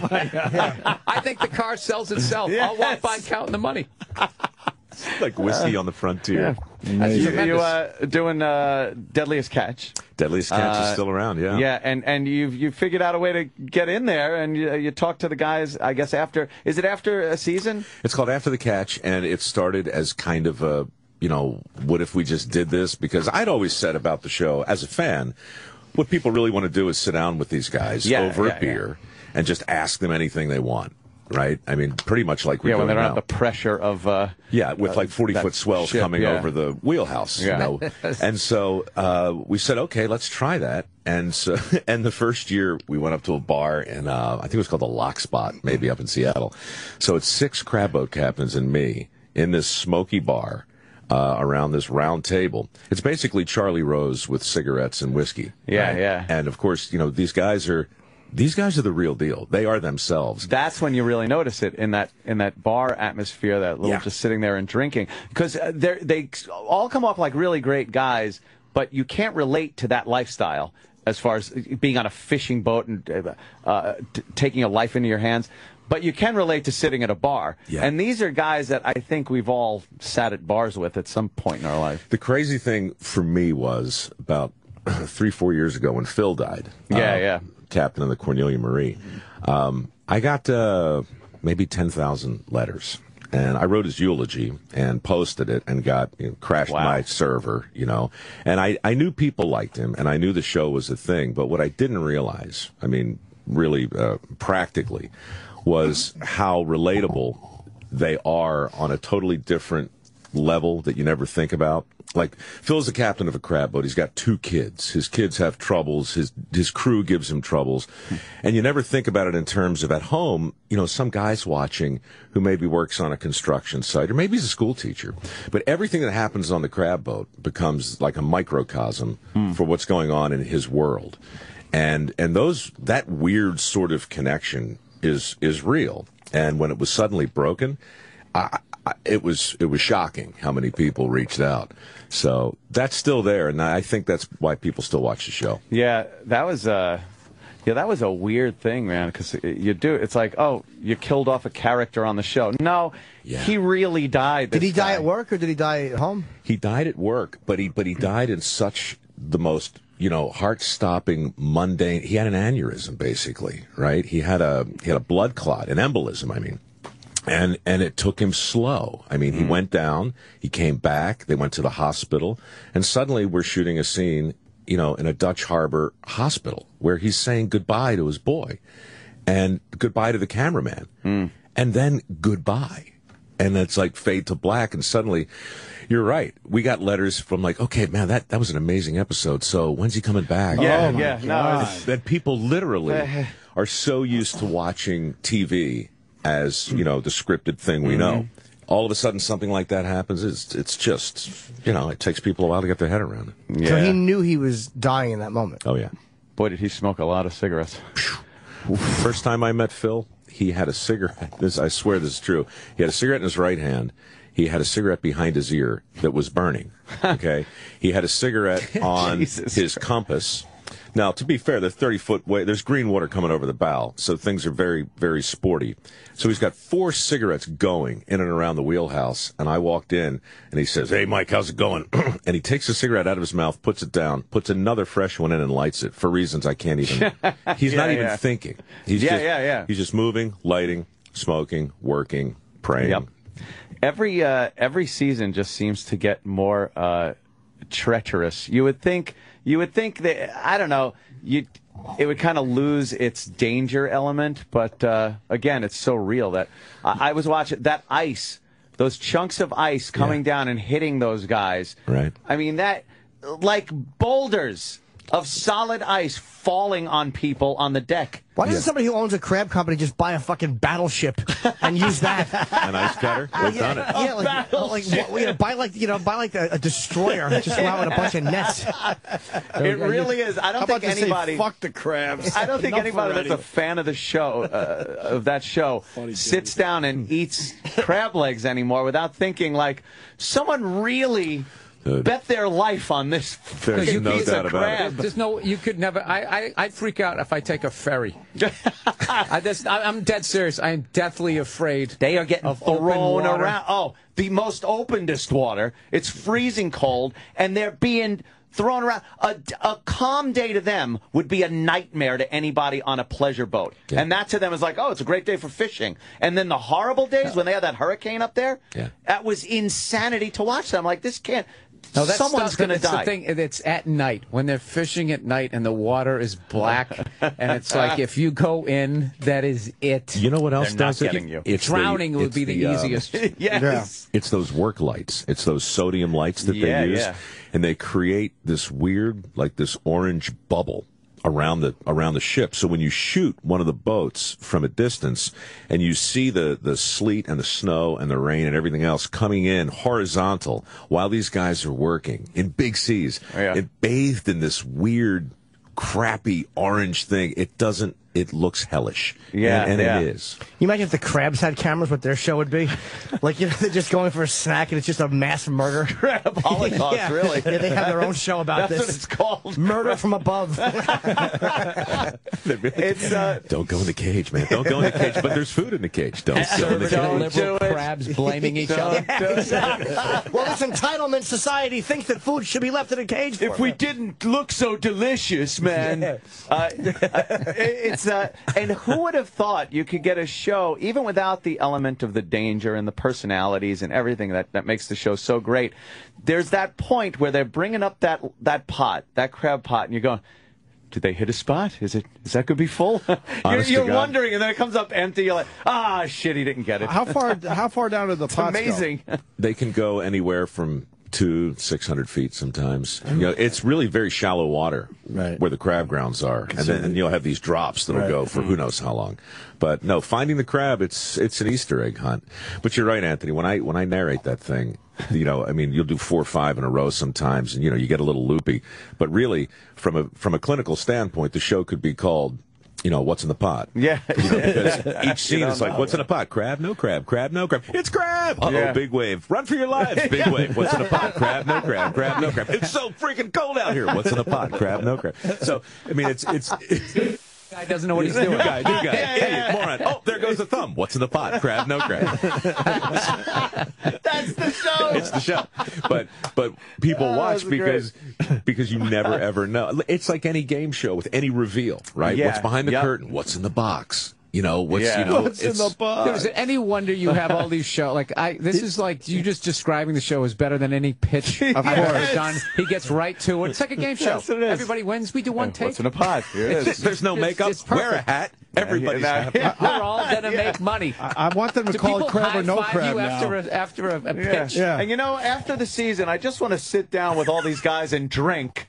Can we you make put a a show of camera that? on it, and that'll be another show. Because they can relate. As much as they don't fish, you know, you hit your head and, you know, you're trying to hammer up, you know, a poster, and you hit your thumb. That hurts. It hurts when you get dragged overboard. We all just hang out. Who doesn't like whiskey? One take, my hat. Let's do this. He doesn't have to leave the bar now. There's a show. Jesus, guys, this Mike Rowe's brilliant. He really is. Just do an establishing shot when that I'm there, and then I'll leave, and I'll just do the voiceover. I mean, people don't want to see me; they want to see these fishermen. Those guys That's aren't. your show. Those guys would be the last people you would think could handle celebrity in any way, shape, or form, because they are kind of these really rugged, kind of. Get the job done guys. How do they? Like, you get guys like Sig is a fucking star. Well, what happens is there's like a tipping point in all of our lives, right? Where we realize, you know, maybe our reach just a little bit. You know, it always happens. But with these guys, it's been fascinating to watch because it's not just like the boats on the show. That's not the fleet. There are 130 boats in the fleet. Yeah. Right, so you've got 6 boats that we focus on. So you've got to imagine up in Dutch Harbor, from the Pribilofs all the way over to Akutan, you know, these guys, they're a part of a community. And so there's a dynamic within the community of which they're a part that they've got to wrangle. And that, you know, it's like you guys going back to your high school reunion, right? Yeah, and everybody's like, so Anthony, how's it going? You know, I think you know how it's going, okay? It's not too shabby. It's not bad. Actually. So they come into the harbor, and then there's like, here come the fucking here stars. Comes Hollywood. So they got to deal with that.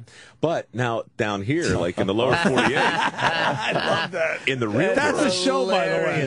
That's another show, Mike. Deadliest Catch, The Resentment. That's another show. Here comes Hollywood. I catch flounder. I don't have balls. That's right. Water's water. Oh, get him some more makeup, Mary. Here comes Hollywood. It's exactly right. But here, like great. I've been with those guys in half a dozen really nice hotels in Manhattan. Oh, no. And what happens is, I mean, look, in real life, they are the best.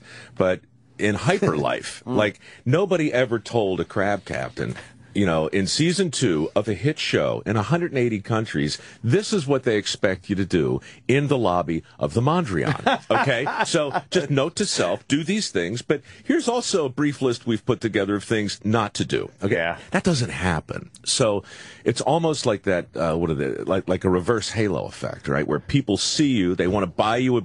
They expect now that the job is to live up to the hugeness with which people like you and me would look at them and go, wow, you know, it's SIG. Be SIG. Yeah. And what that means is smashing somebody over the head, you know, drinking a pint of Drambuie and, you know, working for 4 days straight. He doesn't want to do that. He just wants to have a shrimp cocktail and, you know, maybe tell a story. But they've gotten really good at it. They've figured it out. But seasons 1 and 2, ooh. 180 countries it's on?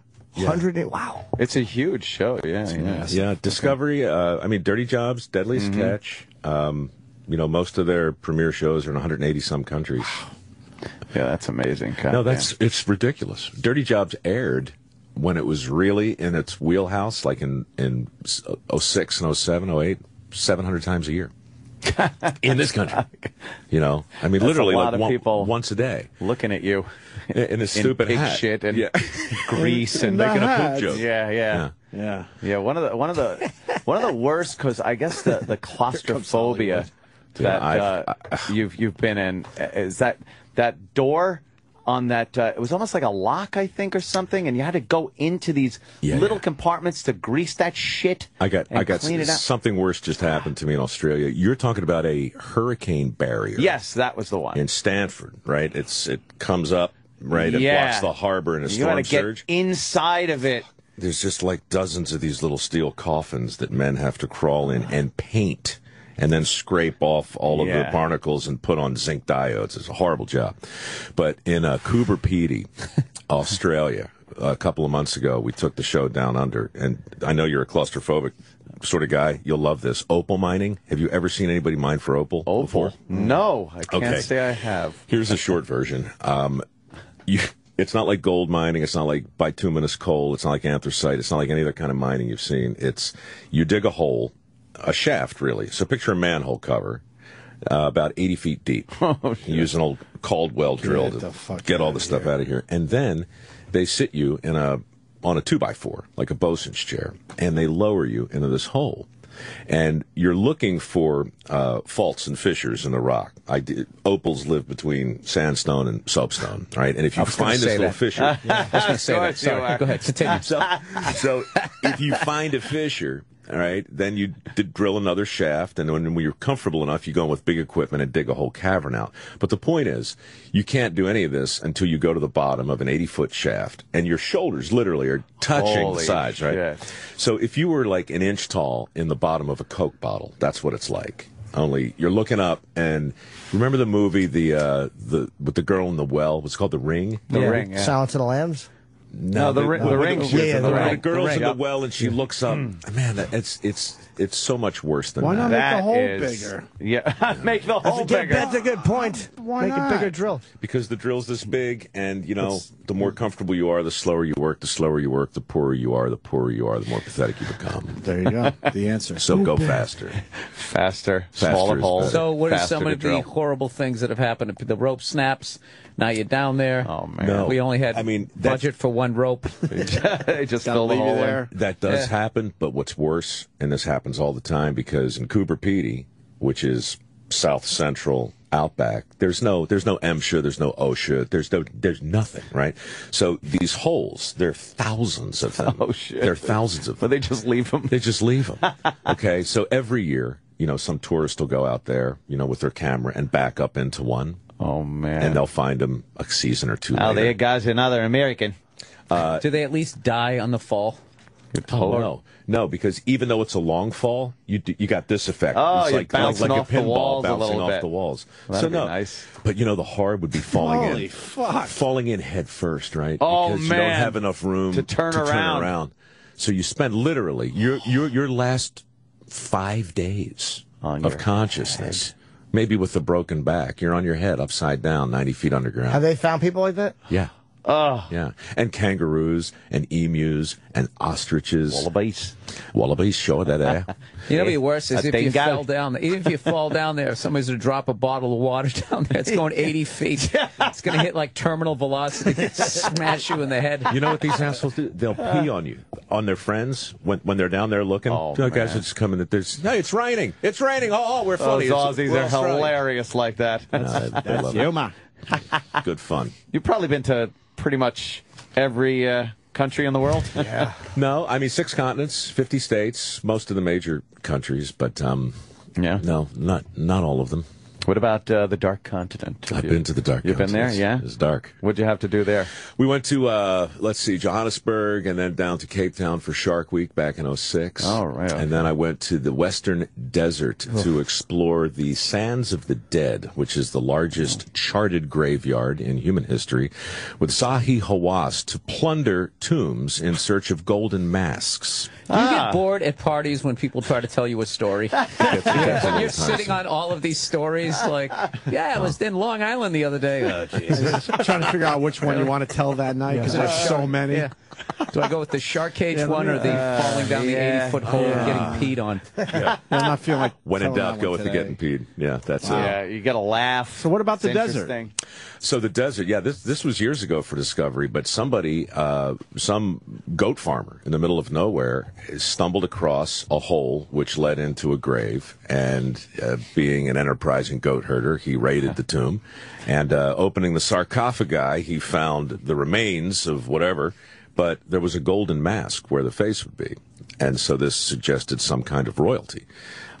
But nobody had any record of any royalty ever being in that part of the Western Desert.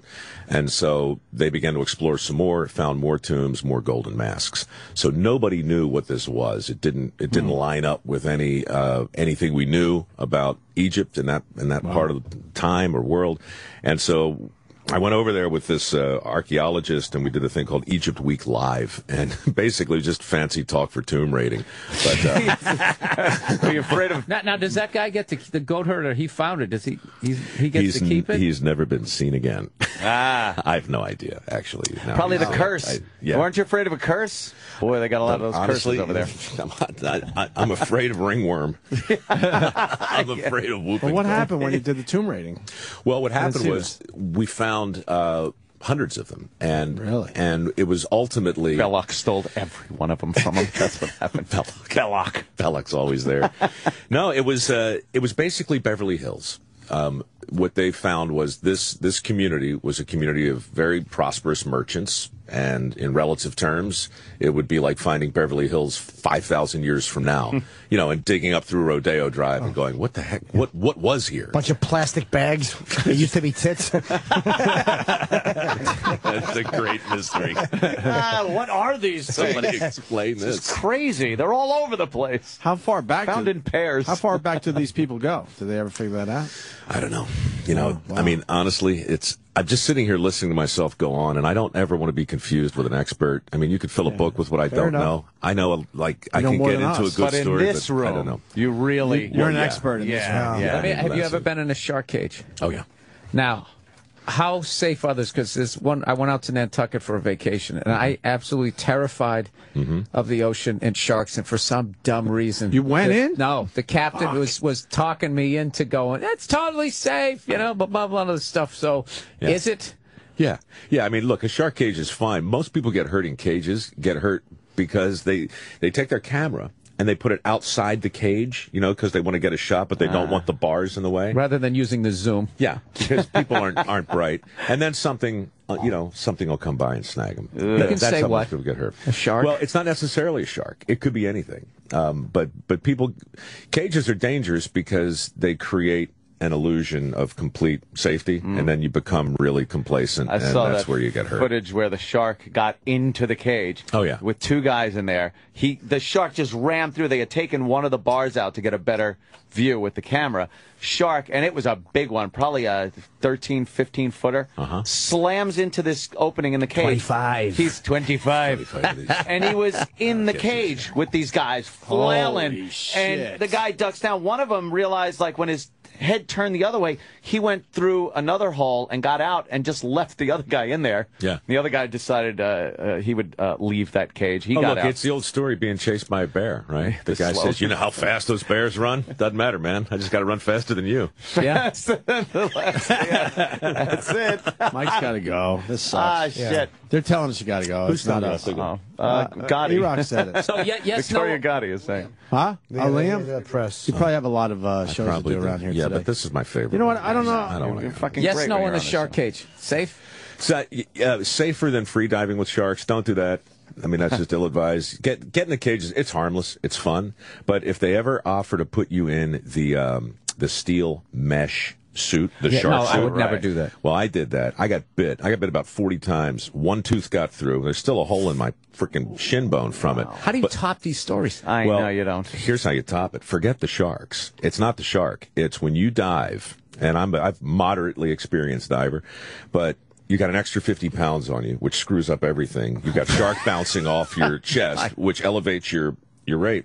I ran out of air at 65 feet on the test dive before Shark Week, and that was to this day the scariest thing that's happened to me on this stupid show. What'd you have to do? How long did it take them to get you back up? Well, what happened was I had 40 minutes of air. I burned through it in 29. Wow. Okay. So you hold your breath for 11 minutes. That's like Impressive. That's like bombing, blowing through your material. Underwater. Yeah, you're looking. You just did your closing bit. You're at 17. Well, it was totally humiliating. But there was a reporter there named Leon for TV Guide, international writer, and he was right next to me, and he looked at my my gauge, and he was like, "Uh-oh, up we go." And I was like, "Look, I'm never going to make it." My last breath was an exhale, you know, and so I wasn't wearing a normal regulator. He was, but I wasn't. I had a full face mask on. Oh, man, so you can... And I had a bicycle helmet screwed into it because a week earlier a shark had bit somebody in the back of the head, so the insurance company made me wear this bicycle helmet. So he can't get my mask share a off. regulator with the guy because you got a mask on your face. Now, I'm also out of air. All right, I got 40. I'm dressed up like freaking Ivanhoe. Okay, I'm dead weight. This guy grabs me, floods his BC, and the two of us kick as hard as we can, and we get to the surface. It takes about 80 seconds. Holy shit. But again, my last breath is an exhale. Yeah. Right? Oh. And so I lost my peripheral vision. You started getting tunnel vision. And I stopped caring, to tell you the truth. Whoa. Oh, that dopamine or something. Yeah. It was just like, about 10 feet from the surface, I'm looking around going, all in all, I had a pretty good run. This is going to be, my eulogy is going to be great. They'll play clips. That's how we feel every day as we walk out of this building. We had a good run. We had a pretty good run. Holy shit. Wow. Wow, that's a great story. Brutal. That's fucked up. I'm so sorry I was late today. I got jacked up and got in the wrong damn car. Well, you come back soon, man. We didn't really sell the new show, but it looks like it's going to be a good one. Would you do it for me when I leave? I'm telling you, it's great. Absolutely. How Booze Built America premieres tomorrow at 10 p.m. on Discovery. It sounds like a history show, but there's cross-dressing, there's bad language, juvenile humor, adult situations, and wall-to-wall drinking. Your listeners are going to love Anthony it. show. Perfect. Yeah, Yes. described our show, I think. Thanks, fellas. If Mike, you thanks watch, so much, I won't have to go in another hole for a while, which is a goal. And Bills at Caroline's this week, Thursday, Friday, Saturday, Sunday, too, and Sunday. Oh, Jimmy. 212-757-4100. I'll tell you, if I wasn't there, I would go out to Columbus to That's go see right. Jim Norton. 2 shows Friday. And 3 Saturday. 3 on Saturday. And you'd have plenty of place to stretch out if you came to my show. shows. Put your feet up on 2 open seats in the front. Funny Come Bone, on. Columbus this It's going to be weekend. packed. It's going to be packed. All right, we're going home. Mike Grove, thank you, brother. Thanks, fellas. Always a pleasure. All right, later. The Opie and Anthony Show is pretty much over. But if you feel like sticking around, after O&A Live is next.